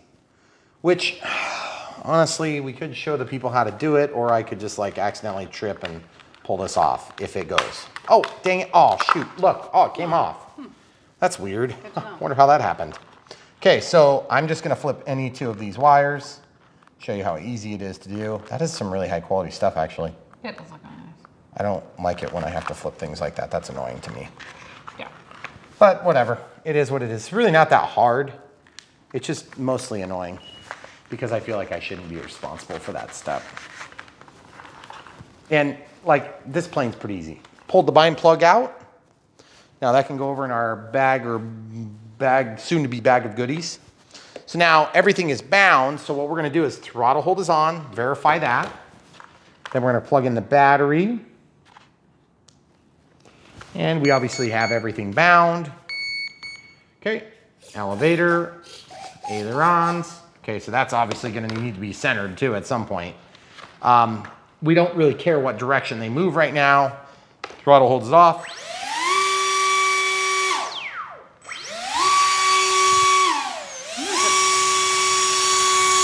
Feels nice, actually. It's a pretty good amount of air. Yeah, it does for a small plane. Yeah. Okay, so very cool. Now we've got the receiver working, but this is like way out of mechanical centering, okay? So you see how far up it is with no input? I don't like how far off it is. The elevator's pretty darn close. So I'm gonna try something. I wanna show you something. So if you go into servo setup, obviously you can tell, well, this is a monitor. That's the elevator, this is the ailerons. So watch what happens when I reverse the ailerons. Nothing, good. Okay, so it's just a centering issue. So the reason I did that was because sometimes when you're doing this setup stuff, you'll realize that you need to switch the control direction, and then all of a sudden that will go from this to this. You know, instead of being like this, it'll be like a little bit better. Or it'll go from perfect to a little bit off. And that's what's annoying is if you do your adjustments first, you may get burned. So let's show the people how to fix that. It's really simple. Take your fingernail or your wife's fingernail or a screwdriver or a proper tool or whatever you have lying around that works. And you pull this thing out. This is the clevis. It's super easy to undo, as you can see from my struggling. And then you spin it. Man, that thing is solid. 1, 2, 3, 4. I count halves. 5, 6, 7, 8, 9, 10. Why do you count, Brian? You don't need to count. Of course I don't. This is just a convenience factor for me. Okay, I count because then I know how far I went in case I have to go back. That's something I learned from my day job, not from this. That's too far down. Show the people, see? Mm-hmm. Yep. Just like that one is really, it's actually pretty darn Really close. close, It's just that actually. this is a little bit bent here. Okay, so I would say this one needs to go back 1/2, right? Don't you think? Yes. Okay, so back 1/2 like that. Might be 1 actually, but we'll see if that does it. Okay, let's see how good that looks. Nope, we need, well, pretty darn close on this side, but not so I close think- over here. Yeah, I'd say 1 more half. Okay, so I moved it by 10 and I only need to move it by 8, but it's anybody's guess when you first start that process, and I may have actually overshot back. Sometimes you're kind of between, then you're just stuck doing trim. Not a big deal, just something to keep in mind. Oh yeah, that's really good now. There we go. So there's one and the other. Now, if this was the way you were gonna do it, okay? Throttle cuts on. Let's talk about dual rates and expo real quick. On a plane like this, I would wanna be really high on dual rates and expo. So I'm gonna set it to the stick that I normally do, switch F. It's a 3-position switch. I'd probably start with something like 15, then 25, then 40, okay? Drop the rates down to like 85, okay? That's pretty extreme. So I'll start in the middle. I'll go here if I need them to calm down even more, and I'll go here if they're too calm, you know? So, elevator. Whoops. You'll notice I centered that before I switched on to the next movement. That's because sometimes I don't want to go into that later and realize there's something in there and think that the radio's screwed up. Okay, 45, and then we'll drop this down like 85, okay? So it's the same thing, and you're like, but there's no rudder. Exactly, so we're not gonna mess with the rudder.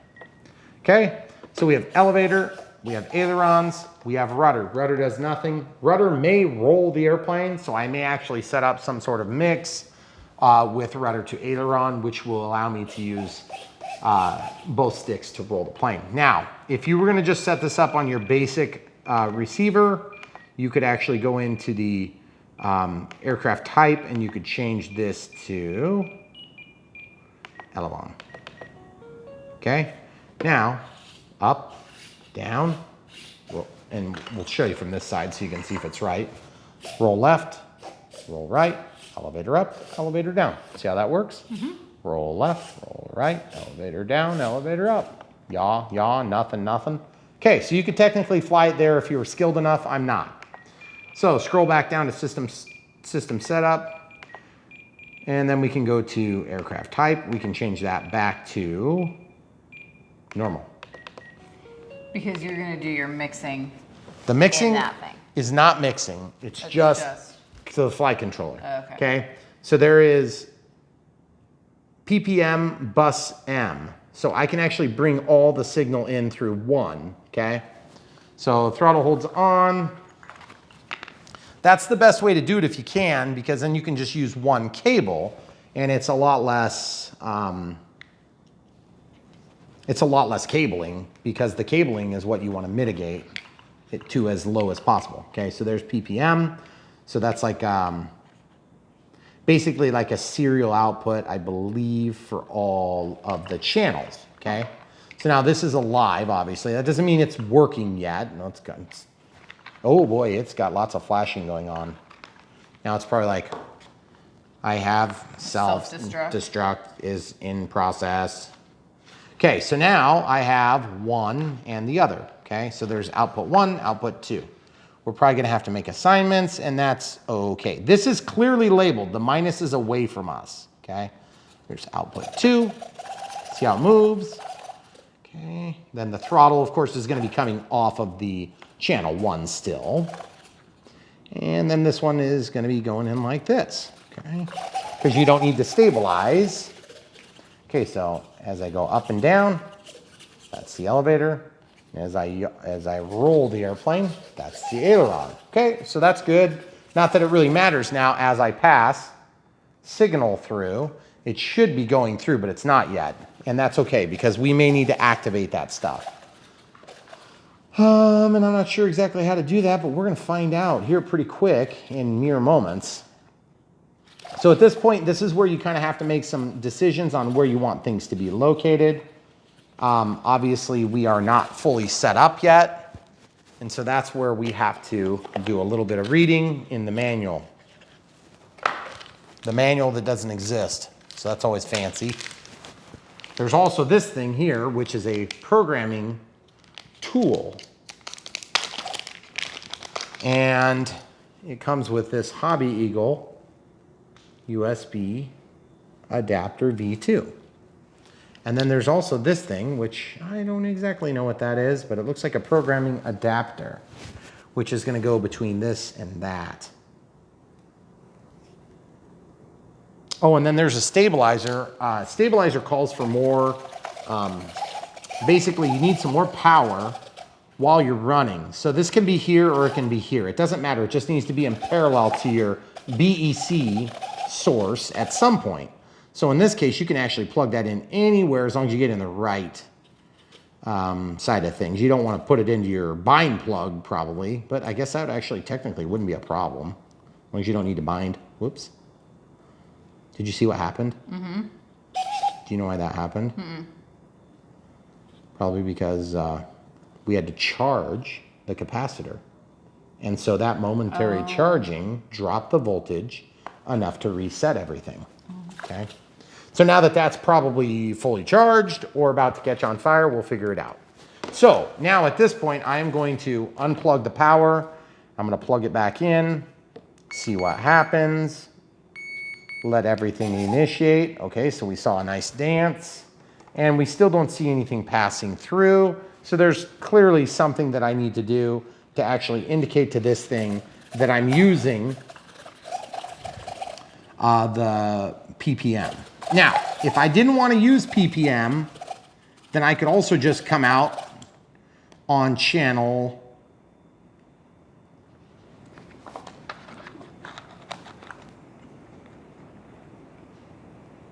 there's a way you can put in each of the channels. Aileron to aileron, elevator, rudder. You see this? You see how it says aileron, elevator, rudder right there? Mm-hmm. What this cable does is this allows you to take the aileron, elevator, and rudder input from each of your signal wires. You see how there's 3 colors and they're all in the same position of the pins? Okay. So then you come over here and you're like, well, what are my channels? So then you have to go over into your monitor and figure that out. So it looks like signal for, I don't know which one's which though is the problem. I'm sure it's described somewhere, but I'm just gonna have to guess for now. So there's 3 control channels and they're in whatever order they're in, okay? So then we also somehow have to power this thing. So I'm assuming we're gonna have to do that anyway at some point from somewhere. So I think we'll still have to have another cable involved here. I guess I'll just go ahead and plug it to this thing. And then I'm just gonna go to any channel and just pull BEC voltage from the receiver. Okay, so that's gonna wake it up.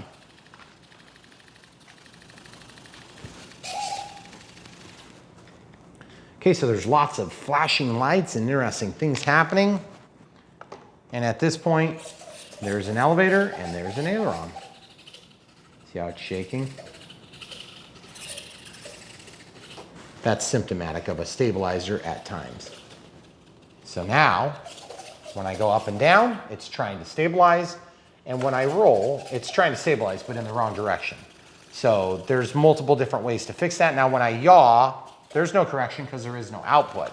So really in this application, we could just eliminate the output that would be coming from the rudder. Okay? That stabilization is probably a gain setting, okay? So really in our case, it looks like this is probably the gain plug because it's got a G on it, so I'm gonna plug it in there. It says A2, E2, gain. I'm guessing that's our gain.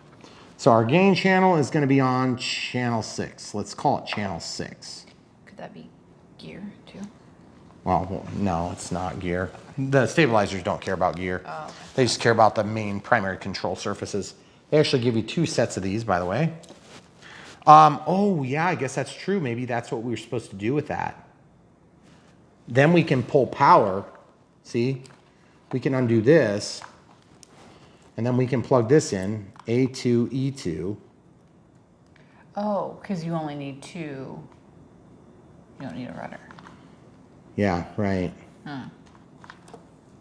See, because now I just need to get power from this somehow. So if I power this, see those, that's not gonna work there. I'd rather just pull power from the whole thing because I gotta get power at some point over to this sucker. So this kills 2 birds with 1 stone in this case because the other cable is just taking the signal only. And also the reference for ground will come from this too. But you see how it's not turned on? There's no lights on. I don't know why that doesn't. Upside down. Huh? Upside down. Black or brown on top, right? No. Oh, it doesn't. This is just a signal wire. Oh, that's why I saw it. Let's go to another channel and see what happens. Nope. Let's go to the PPM. Nope. Okay. So I'm going to go back to the PPM and then we'll plug that back in and see what we're doing wrong.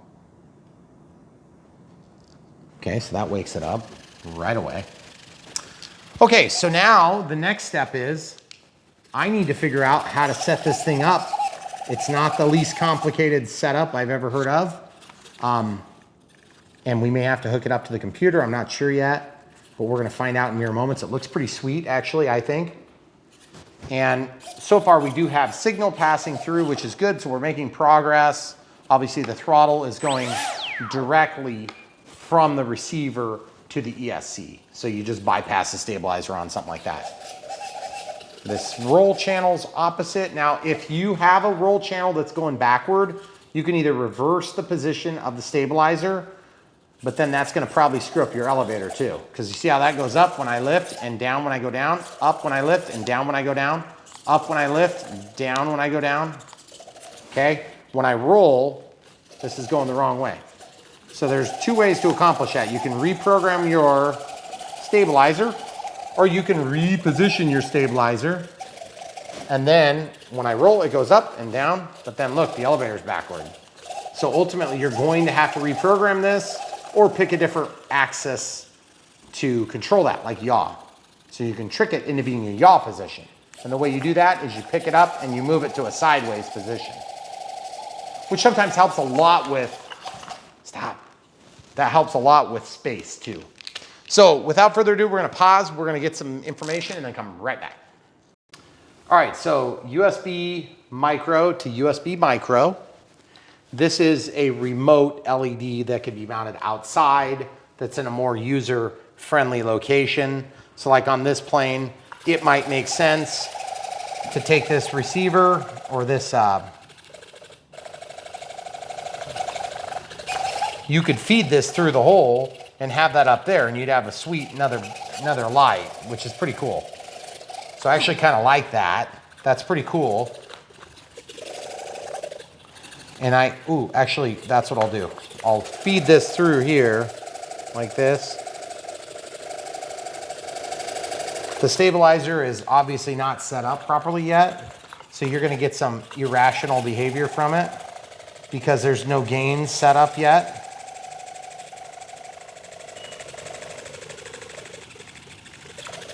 Okay, so once you get this plugged in,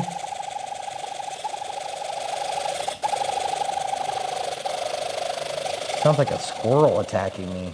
Goodness gracious. There we go.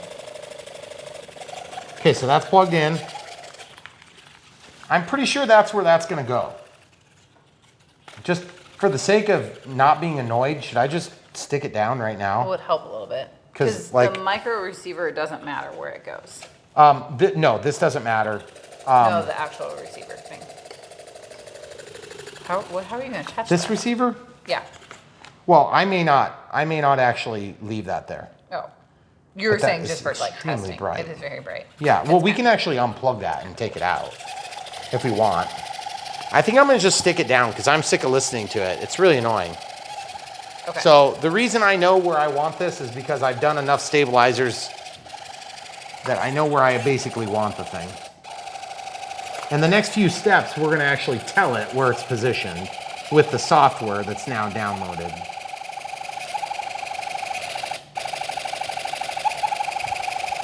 You don't have to leave it plugged in, but I just figure it's like super annoying. So I want you guys to get the full experience. So as close to the CG as possible is what they suggest.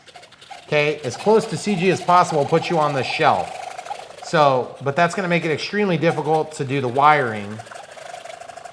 Okay, so that's what we're gonna do. We're gonna do the extremely difficult position. Great. Yep, exactly. Because who doesn't wanna work harder than they have to? Okay, so that's very close to where the CG is. My fingers are on the CG right now. Okay, that sticky tape is awesome that came with that. It's extremely good.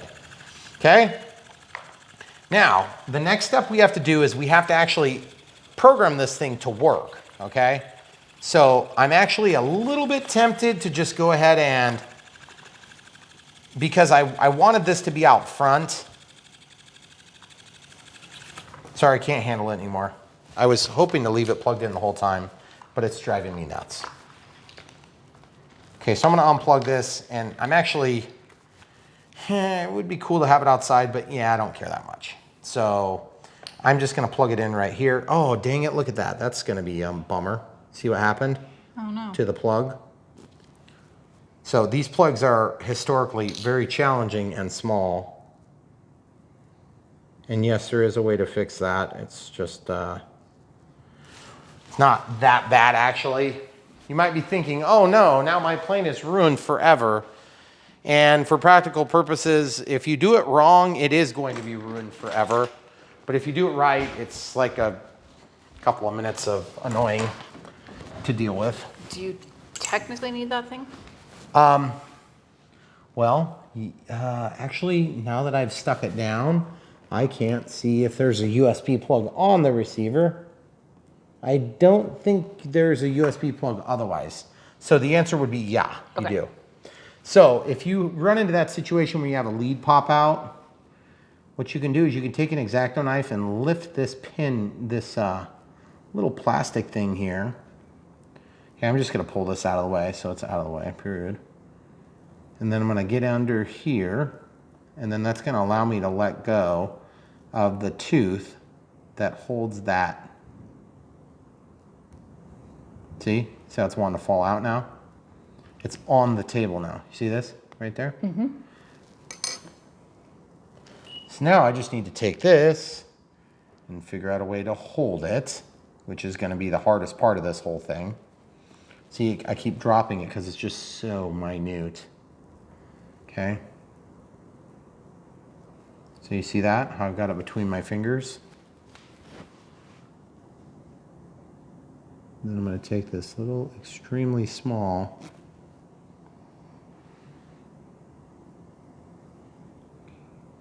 wire. I'm going to slide it through that thing. I'm going to slide it so that the sheath gets purchased under these two like pieces here.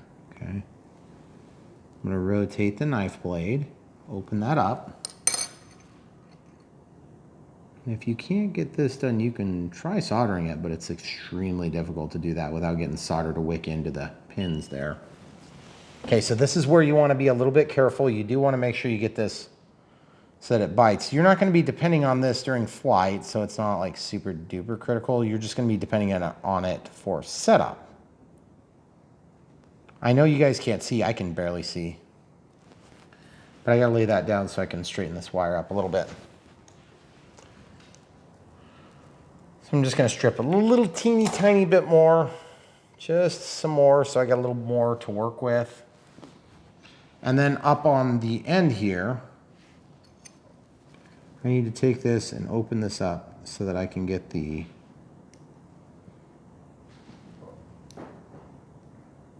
this is going to hang on to the wire here. See how that's opening up, camera crew? Mm-hmm.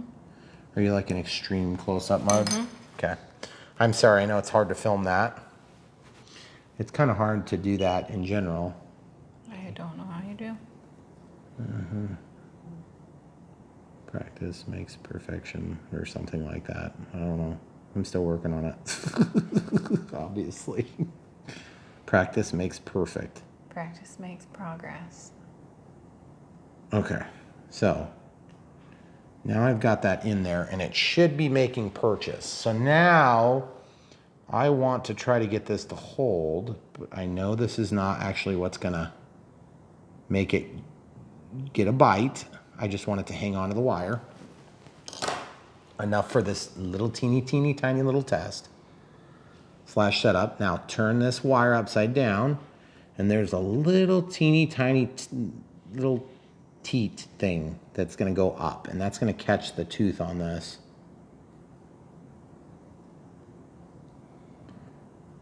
Super convenient stuff like this comes up all the time. Camera crew knows all too well, and yet we still didn't get it to take. Okay, so the other thing is I probably have another one of these somewhere, or it needs to get soldered. I'm actually, part of the problem is I think half my wire got broke. Not during my procedure, but during the build procedure by the manufacturer, I think. See, there's quite a bit more copper there exposed. So now what I need to do is I have to redo this step. So I'm gonna just try again. If you don't get it right the first time, just try again until you've destroyed it and it's totally untriable. I dropped it out. Where did it go? Here it is. Okay.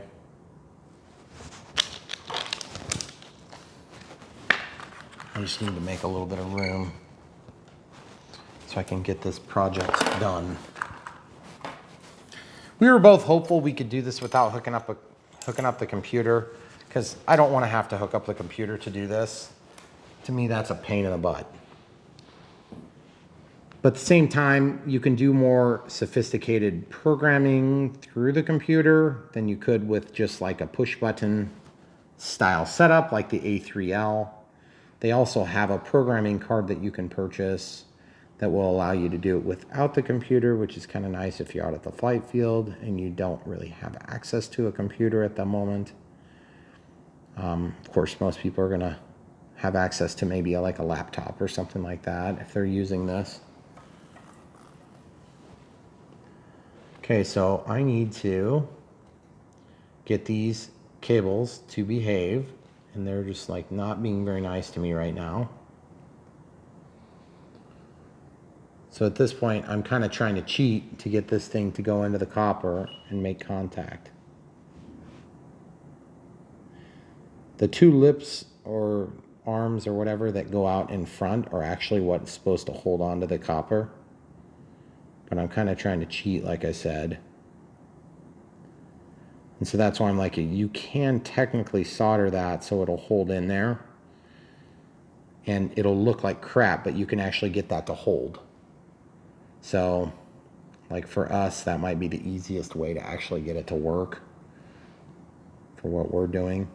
Now, once you get that in there, the alternative method, which is even easier, is just try to crimp the part that's supposed to hold on to the sheath on the bottom, or right where it comes out of the copper, contact with the copper.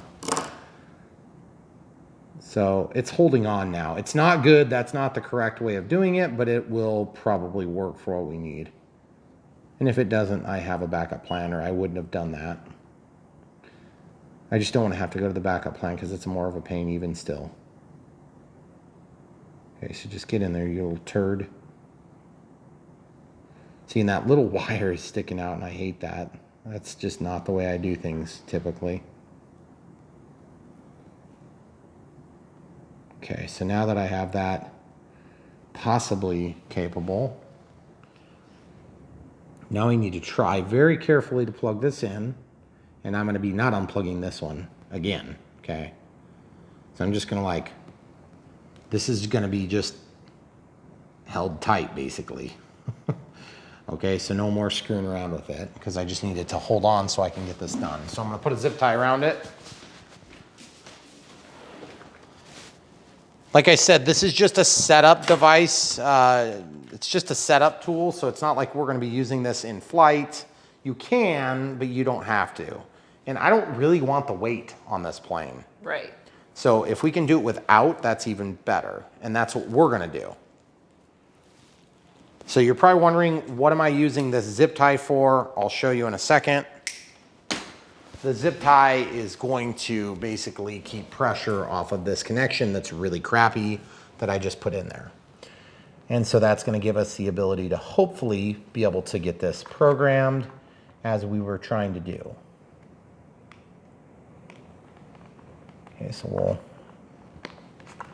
Okay, so that's plugged in, but we don't know if it's going to work yet because we haven't actually energized the circuit yet, but we're about to do that right now. Okay, so as you can see, we have power. That doesn't necessarily mean that it's going to work. Okay.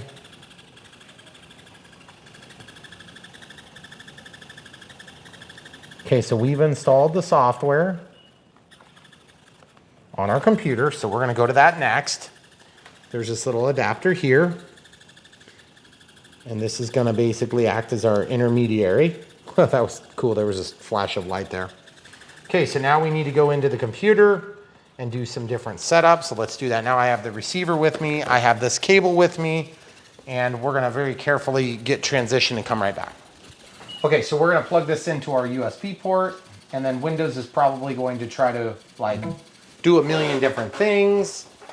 I don't know if that's necessary yet. So it's installing Windows drivers, looks like. So this is the utility that we installed. It's called AS or A3S3 configuration utility. Then we have the user manual, and then this is the application that installs. This is what the application looks when it's actually hooked up. I'm assuming that everything is there now. It says it's unconnected, so it's asking for COM1 or COM3. Yeah, I don't really think it's going to be on COM 3. It's offline. Okay, so it's checking available ports. Okay, so give me just a quick second here. Okay, so it's installing a UART bridge. So basically what that is that's going to be like a serial to USB adapter. And so I could also skip obtaining driver software from Windows Update, which I'm going to do. Yes, I'm going to close this. Then I'm going to try opening this application up again. They weren't successfully installed, which I know. Now I'm going to check. It's obviously not going to be on COM 1 if you have a serial port, a physical. So it's offline. And then COM 3. Okay, so it's offline. That doesn't surprise me. So basically, this tells you the information, check for updates, advanced, all this crap here. So there's tons of different things you can do, similar to other flight controllers. This is where we're going to change our wing type. So really what I need to do is just get that software to recognize the serial port adapter. So we'll come right back when we get that done. All right, so whatever your computer setup is, I don't know what it is, so I'm not going to try to pretend to know what yours is. I know what mine is. On our Windows 7 home 64-bit operating system, this is what happens. It's got the CP2102 USB to UART bridge controller. And if you go to your common LPT ports here, you can see that there's a brother MFC 6825, which is one of our printers. That's on COM 3. Then we have a COM port 1, which is a physical port. That's why over here, it gives us the option of COM 1 and COM 3. So what's going to happen is we need this port to get installed. So basically, I'm going to uninstall it, and then I'm going to try to redo it. So when I plug this back in, hopefully Windows will try to find it again. Okay, it's going to try to find it. It's going to wake up. It's going to install. Click here for status. So it's installing the device drivers right now. So what's going to happen is eventually it's going to make an assignment. Windows will. It's going to assign that to a port. And then what's going to happen is when that refreshes, then this is going to have another port in it. At which point this software might need to be reinitiated. And then you can pick whatever port you're actually wanting to connect to. So that's basically what happens. We're just waiting for Windows to work, and then we'll come back and show you what it looks like. Okay, so I had to go to the Hobby Eagle website and then download the correct USB drivers. This is USB driver right there because we have Windows 7. That's one of the supported ones. Okay, so once I downloaded that, I had to install it, which means I had to extract it. And then basically I had to know where that was. And then from Control or Device Manager, which you can get to from Control Panel, I had to go in there and just find the device that wasn't installed. It had an exclamation point like this. Just right click on it and then update driver or properties in this case. And then I went to driver and update driver. And then you can navigate directly to the file like this. Okay, so I'm not going to show you that because it's going to be different on your computer. And I don't really want to map that entire process out. So once that's installed, it shows up as COM 9. In my case, it assigned it to COM 9. That's a USB to serial adapter. Okay, so now we can just open the A3L application. Then I can go unconnected, click 9, and we're connected. Okay, so you can see them moving and different things are happening. Okay, so this works like before. The wing type, we need to change that. So you've got read, write, and exit. So in my case, I want a flying wing. And let's just write that. Read, write is required before, okay, read or open. Okay, read. Then I'm going to go to the wing type and change it to Delta. Right, yes. Now look what happens. Oh, looky, looky, looky. Simple as that. My camera crew is laughing inside. Super impressed. She's laughing inside at how simple. To be honest with you, the problem we ran into here was like a Windows problem. But also, we broke our cable, which was my fault. So that's just, Okay, you run it's into all these your things. fault. Because did you see how quick it was once we got connected? And that's all you have to Now, what we need to do is we need to flip some things around. So obviously, this is not set up right. So what we can do now is we can go ahead and start unplugging things. Okay? Oh, really? Yes. Now we can start unplugging things. Okay? So I need to unplug. We have the 3-axis here. We don't care about that. We have the PPM, which is probably going to work now. Okay? So I'm going to unplug this. Okay? So now that's totally disconnected. And now we have PPM going through.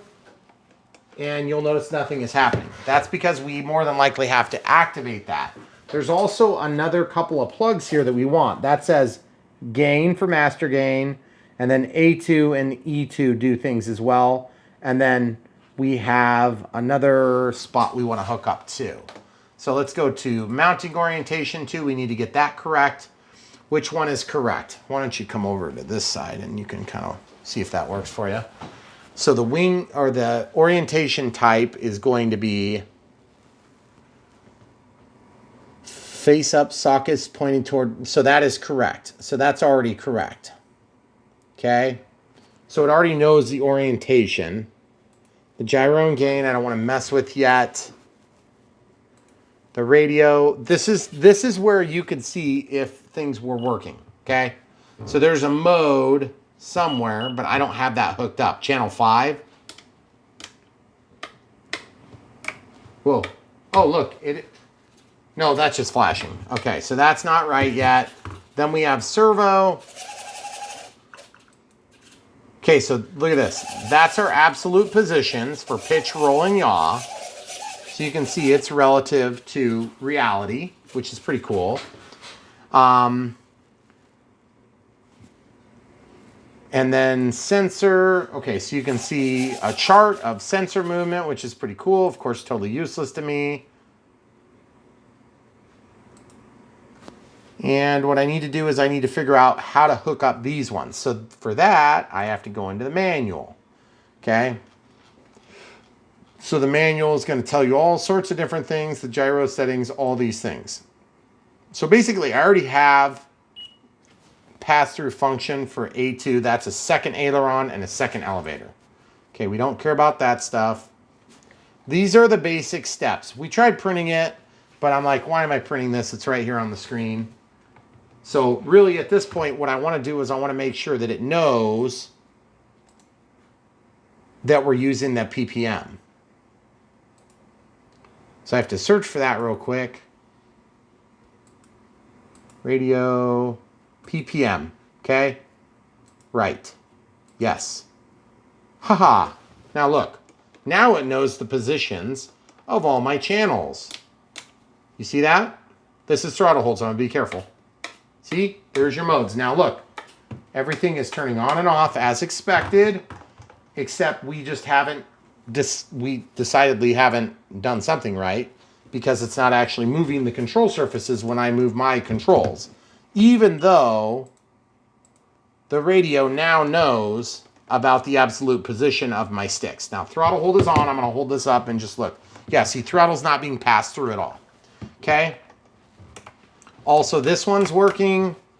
This one, this one, this one. Okay, good. That's not attached to anything. This one's not attached. This one, not attached. This one is attached. This one is attached. This one is attached. I'm not sure what gain. Oh, we don't have gain necessarily attached to a servo. See, over here we have 1, 2, 3, 4, 5, 6, 7, 8 channels. And we have 1, 2, 3, 4, 5, 6, 7. Okay? So that's auxiliary 2. That's auxiliary 1. That's gear, which would be like channel 5. So the gain hasn't been assigned. You see how this says all these channels? So auxiliary 8. Auxiliary 8 is attached to something, but I don't know what. Yeah, that should be channel 8. Auxiliary 3. Yep, and so you see all these different channels. Because this is a PPM receiver, you could actually have more channels. Okay, so I only have that, and I'm not sure why auxiliary 3 is not showing up on here. Probably because we only have a 6-channel receiver. See this? But interestingly enough, channel 7 is coming through. See that? That's channel 7. So for whatever reason, 7 channels have passed through, but channel 8 isn't. So we can change this to channel 7, and we can change this to like channel 8, and then who cares, right? But it evidently didn't want to change that because as you can see, this one's the gain. That's one I want to actually work. Gain should be on auxiliary. See how this one's on auxiliary 3?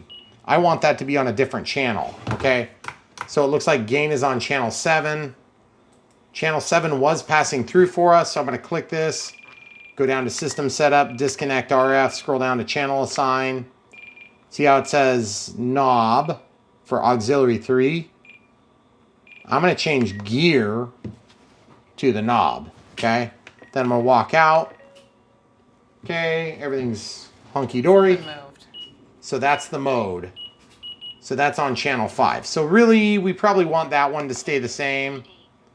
So I'm going to click, scroll down to system setup, disconnect RF, go down to the channel assign, change that back to switch A. And then which one do we not mind changing? I want gain to be controlled by the knob because that's like our master gain. Yes. You don't actually have R, right? Rudder. No, I don't have rudder. So can you? Is that channel doing Actually, something? I don't know if I can do that because that would be technically channel 4. So I don't, but then channel 4 would be controlling that, okay? Oh, and I never actually wrote it. I never wrote it to the, I never did the write. So that's why I didn't change. Oh. Except I think it was changing live. So let's see what happens. So let's set this to, let's just leave that there for now. Okay, so we have, all these are working. You're right, rudder is not being used. So technically we could write this. Yes. Okay, so now that's changing. See, that's changing the gains. See, it's going to cause problems because channel 4, and then I'm going to run this up to some channel that we don't actually use. Okay, so now I'm going to write that. Yes. Okay, so now that does change something, the gain. That's up and down, which need to be reversed. And I don't know if I do that here. Nope, I do that somewhere else. Okay, so that's roll. Elevator pitch is backward. So I need to go to wing type, mount orientation, gyro gain. So we need to reverse the elevator and then right. Yes. Okay, so now look. Oh, nope, that didn't work. That's going the wrong way. So you see how it says gyro basic settings? That's the correction of, I need the actual transmitter to go backward. So servo setup, travel, reverse, elevator. Okay, so now that goes up, that goes down. Now let's look at the direction of correction. Okay, so up, yep, that's the wrong direction. So now I'm gonna reverse this and I'm gonna right. Yes, now watch. When I go up, it goes up. When I go down, it goes down. Up, down. So that's correct. When I roll up, that's the wrong way. So we need to reverse. Okay, are we going the correct direction here? Let's verify. Up, down, roll left, roll right. Yaw, that's actually gain. We're going to change that shortly because that is going to be a recipe for disaster, camera crew. Okay. But thank you for attempting to kill this Well, plane. can you? Yeah, we can mess with that one in a minute. But we want to change the aileron direction to reverse, right, yes. Okay, so now look, when I roll this up, it should go the right direction. Correct direction, up, correct direction, up, correct direction, up, correct direction, down. And we're still rolling the correct direction. Okay, so everything is working the right direction now. So now what we need to do is we need to go back over here. We need to reassign this off of channel 4. I want to put it back to channel 8. I want to write it, yes. Okay, so now for whatever reason, it's not recognizing this, probably because this is actually a 7-channel receiver and it's listed as a 6. Okay, so what that means is we have to get a little bit creative. I don't know if there's a way for me to turn off the rudder altogether, but you'll notice that after I did that,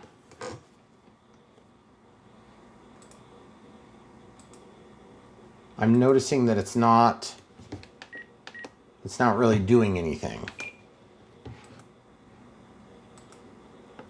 See? No, it's still live. It's still connected. Why is it? It's working. Okay, so there we go. There we go. What's this channel hooked to? That's auxiliary 2. Why don't we put auxiliary 2 on there? So auxiliary 2 would be 7. Right. Yes. Okay. See? Now that's our gain setting. So now I'm going to make an assignment here for the knob. System setup, disconnect, yes. Channel assign. And was that auxiliary 2? Mm-hmm. Okay. So I set it to the right knob and then back out.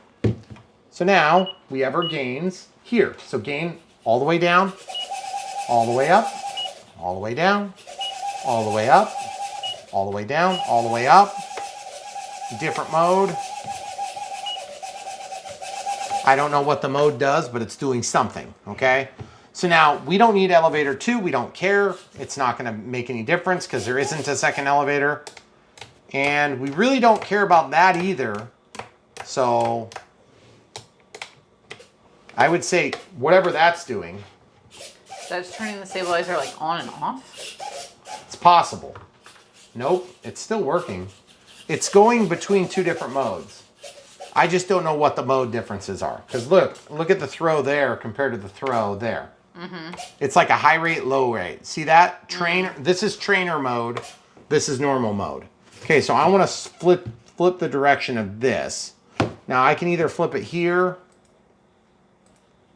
Nope, it doesn't flip there. Okay, so when I go back over to radio, I'm going to go back in here to servo setup, travel, reverse. This is gear, so I'm going to flip that. Okay, so now this is my normal flight mode, which is not trainer.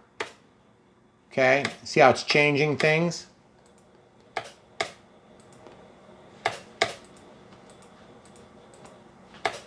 Where does it say all that? I thought it said trainer mode. Oh, there it is. There it says normal compared to trainer. So now I'm in trainer. So I think it's going to attempt to auto level. See how it's trying to level the plane? See, it's trying to level it. So that trainer will actually auto level. So that's pretty sweet. So this is how we would test for safe. So just like that, which is pretty sweet. So safe, not safe. I want to show you guys another trick. Check this out. Go down to audio events, click, switch, changes, add new audio event, switch A. So position 1 up here is toward me. If I go to position 1, I can scroll down to, it's like way at the bottom. It's just, they make it super convenient to get to.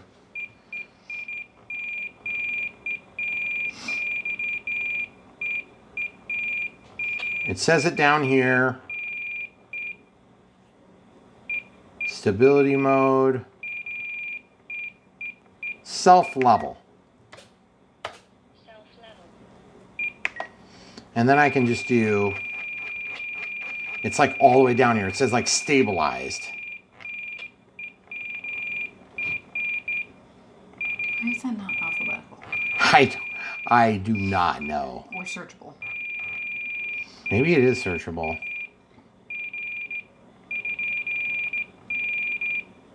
Stabilizer mode? Mm-hmm. Stability mode. Self-level. And there is one that says stability mode, and there's one that says stabilization. Stabilize mode. Self-level. Okay? So now the annoying British chick will make noises. Self-level. Stabilize I'm mode. starting to think you kind of like her. All the way down, all the way up. And elevator, roll and roll. That's pretty sweet stuff. Okay, so that being said, everything that I need on this setup is done, except there is probably some more things that could be set. You see this here?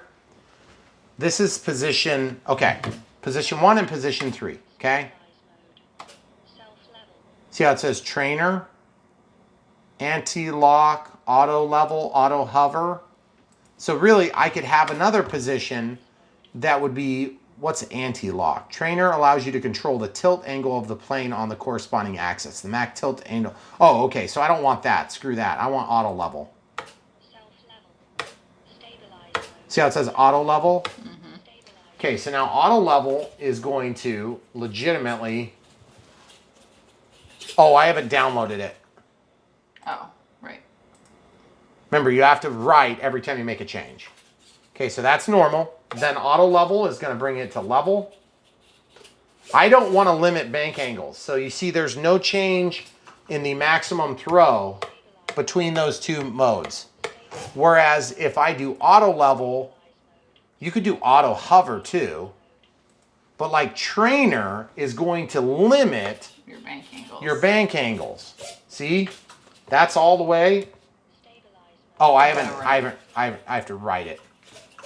Okay, so once we write. Okay, so now look, all the way and then normal. Okay, so I'm changing that to auto level and I'm gonna write yes. Now it would be pretty sweet, I have to admit, to have an auto hover. I don't think this plane is capable of hovering because there's just not gonna be enough power, but that would be pretty sweet if it did. So auto level, now we can probably also turn on user defined. Okay, so user defined would be ailerons would be gyro off, normal, or anti-lock. What's anti-lock?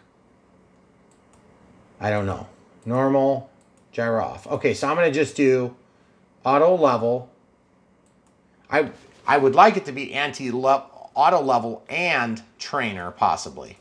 Does trainer must auto level and? Have limited bank angles. Yeah, I think it is. So let's just do auto level. That's all I want. I'm writing it just to make sure. So wing type, mount orientation is obviously right. Gyro and gain is obviously right. The gain settings are here. I don't know what difference that makes. I'm not going to mess with it.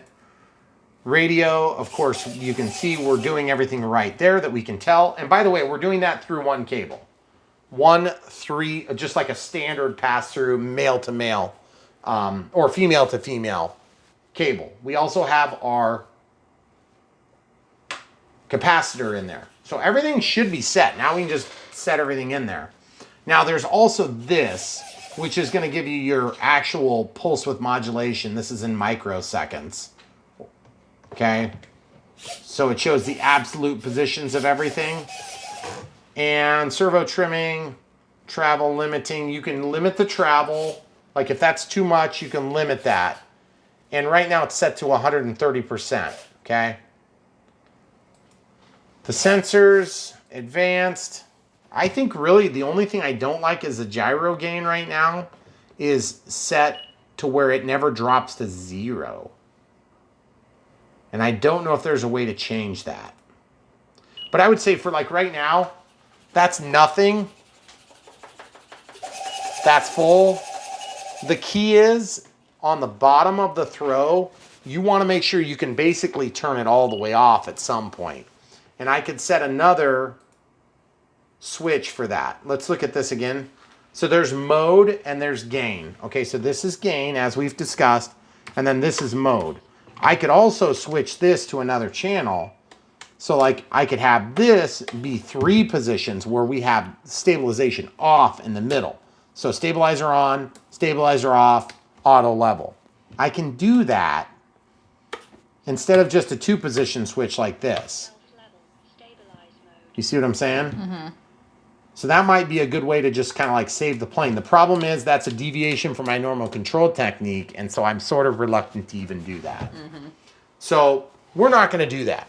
So now that we've done this super complex setup on a super simple plane, which by the way, this is not really that complex. If you guys were doing your FPV stuff, you'd be doing even more.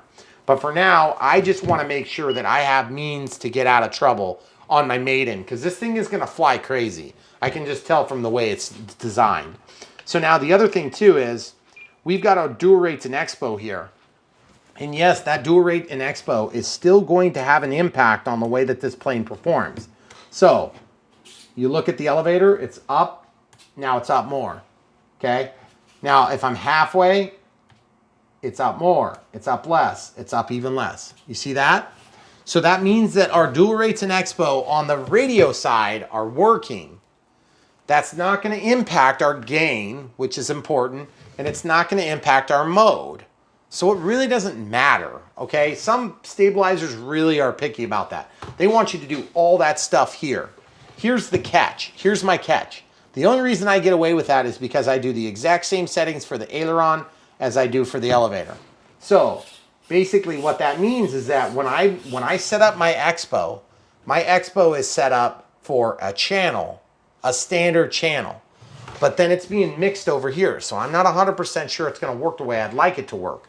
But since I have all three of those controls the same, all tied to switch F, I believe I can get away with it. Now you'd want to be really careful if you were actually having a true 3-channel control plane, like elevator, rotational axis would be your ailerons, and then the yaw axis, of course, from the rudder. That would be a more clean cut deal. Whereas in my case, I have mixing here for this VTEL. So that's the only thing that concerns me there. I'm going to see if there's anything else in here real quick if you want to just look with me.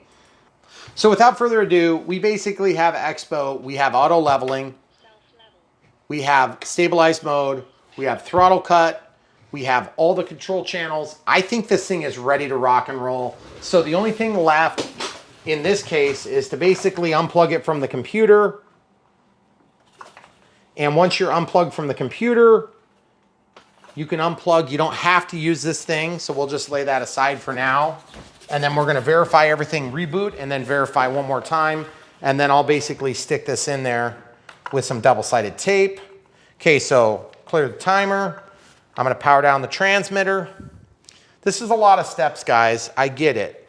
But to be honest, I've never done this before until today. So some of you have already played with the A3, and you're probably way ahead of me, okay? So plug this in.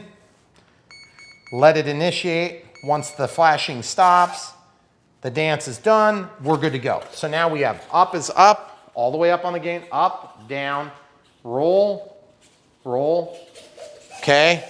Auto leveling, trying to find the quickest route to level, trying to level the aircraft, trying to level the aircraft. Okay, so everything's working, guys. The next time you see this, it will have already been flying. And just to be clear, we are well within our weight range here on the scale. Just to remind you, we're trying to stay under 250 grams.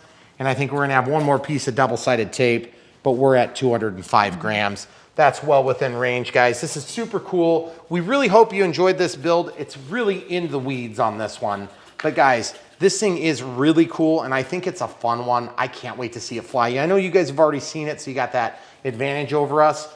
But I really like this thing. I'm hoping you'll buy one. If you do buy one, click the links in the description below. You'll help support us financially a little bit.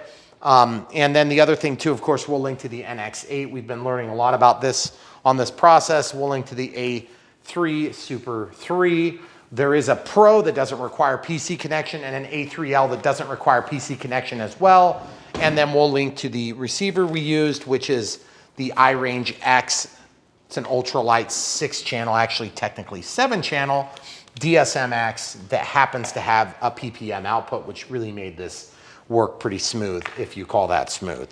So without further ado, guys, you know where to find more RC action than any other RC site. Well, maybe less action and more setup. We'll teach you how to go from knowing nothing to flying right here on Brian Phillips RC. Please come back for more. Thanks for watching.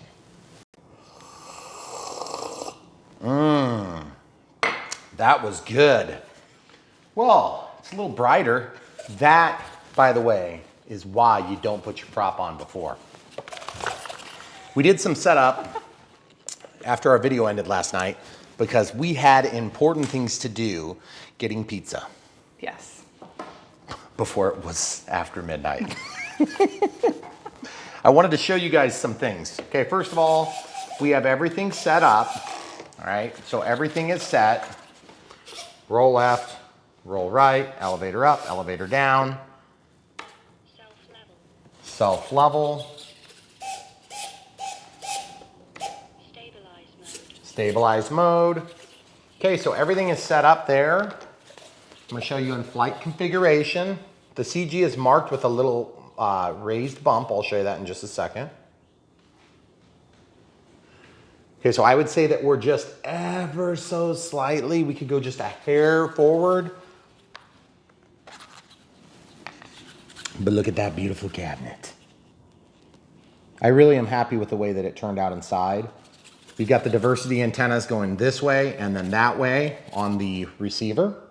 That's Velcroed on, by the way, if I need to get at it. And then of course this thing is not Velcroed on, so hopefully I don't need to get at that, because that 3M tape that came with this is insanely good. And then of course my battery's at a bit of an angle so that I can clear. The canopy has this little slide in area, just like that. Nice. And then these are the bumps for the CG, which works super nice. I'm actually very impressed with how nice this thing went together. Now, one thing I can definitely say is I think it would be cool to have rudders on this thing. That would be something that could be added without too much effort. I'm a little bit concerned these things aren't super well attached. I don't think they're gonna be, you know, under a tremendous amount of load, because most of the time you're gonna be going straight with this thing and straight fast. So I also thought it looked cool. We're cooler with them going out the other direction. So I thought it was cooler the other way, but this does make for a more compact package. And if you're flying in between tree limbs and things like this, then that would give you less chance of getting caught. Also, the prop, this is a configuration for 2S and this is a configuration for 3S, correct? We think. We think. Now, this plane feels sturdy. Everything went together really super good. I'm just gonna apologize right now. You may be getting ready to watch the build series. The build series is gonna follow this part, which you've already seen the flight. It was good. You won't even get the haircut joke until you see the build. But as you can see, everything is nice and tidy. And the Hobby Eagle, I have used Hobby Eagle A3Ls and they are just fine. This thing is way more hard to set up, but there's a lot of cool things you could do. If you had a more sophisticated model, it's really nice. It's very inexpensive, actually. It's very inexpensive, but by the time you buy this, and you buy this practically free version of a receiver, you might as well just, to be honest with you, I should have just put an AR631 in there and called it and been done. In fact, I just need AS3X on a 4-channel, but I don't think they make them. So that being said, I would have been totally fine with an AR631. I think it would have been perfect for this application. Forward programming would have taken minutes, but instead you're gonna have a lot of waffling and setting up the computer and all sorts of things, doing these cables, which it's not a big deal, and it's pretty cool that you've got this little dongle thing. Of course, my cable broke, which you'll see in the video. And when you plug that in, it lights up and you can remotely mount this so that you can plug in your plane to a USB port, maybe put that on the outside somewhere, but I wouldn't put it on the bottom because this is a belly lander plane. So anyway, without further ado, we are gonna fly this thing. And then by the way, for batteries, we ended up going with these eSheen 700 milliamp hour 3S 30C packs. The reason we did that is because of the XT30. I don't have a lot of XT30s in my fleet. I also don't have very many IC2 connectors, which are not compatible with the XT series. Whereas the XT60 and the XT90, the bigger brothers and much bigger brothers, both are compatible with the EC and IC connectors from Horizon. So just in case you're wondering, and if you didn't know this, EC stands for E-Flight connector, EC, yeah, E-Flight connector, yeah. 30 amp E-Flight connector, 60 amp or whatever it is, or five. So either way, I'm very, very happy with the way this thing went together. Please stay tuned, watch the build. The build takes minutes, but the setup and the radio setup that we did is more complicated than typical, and I'm quite happy with the way it turned out. Now I just hope it flies well, and we've been kind of dodging some rain this morning, so wish us luck, guys. By the way, if you haven't already considered buying this thing after seeing it fly, or buying this thing, we'll link to it down below.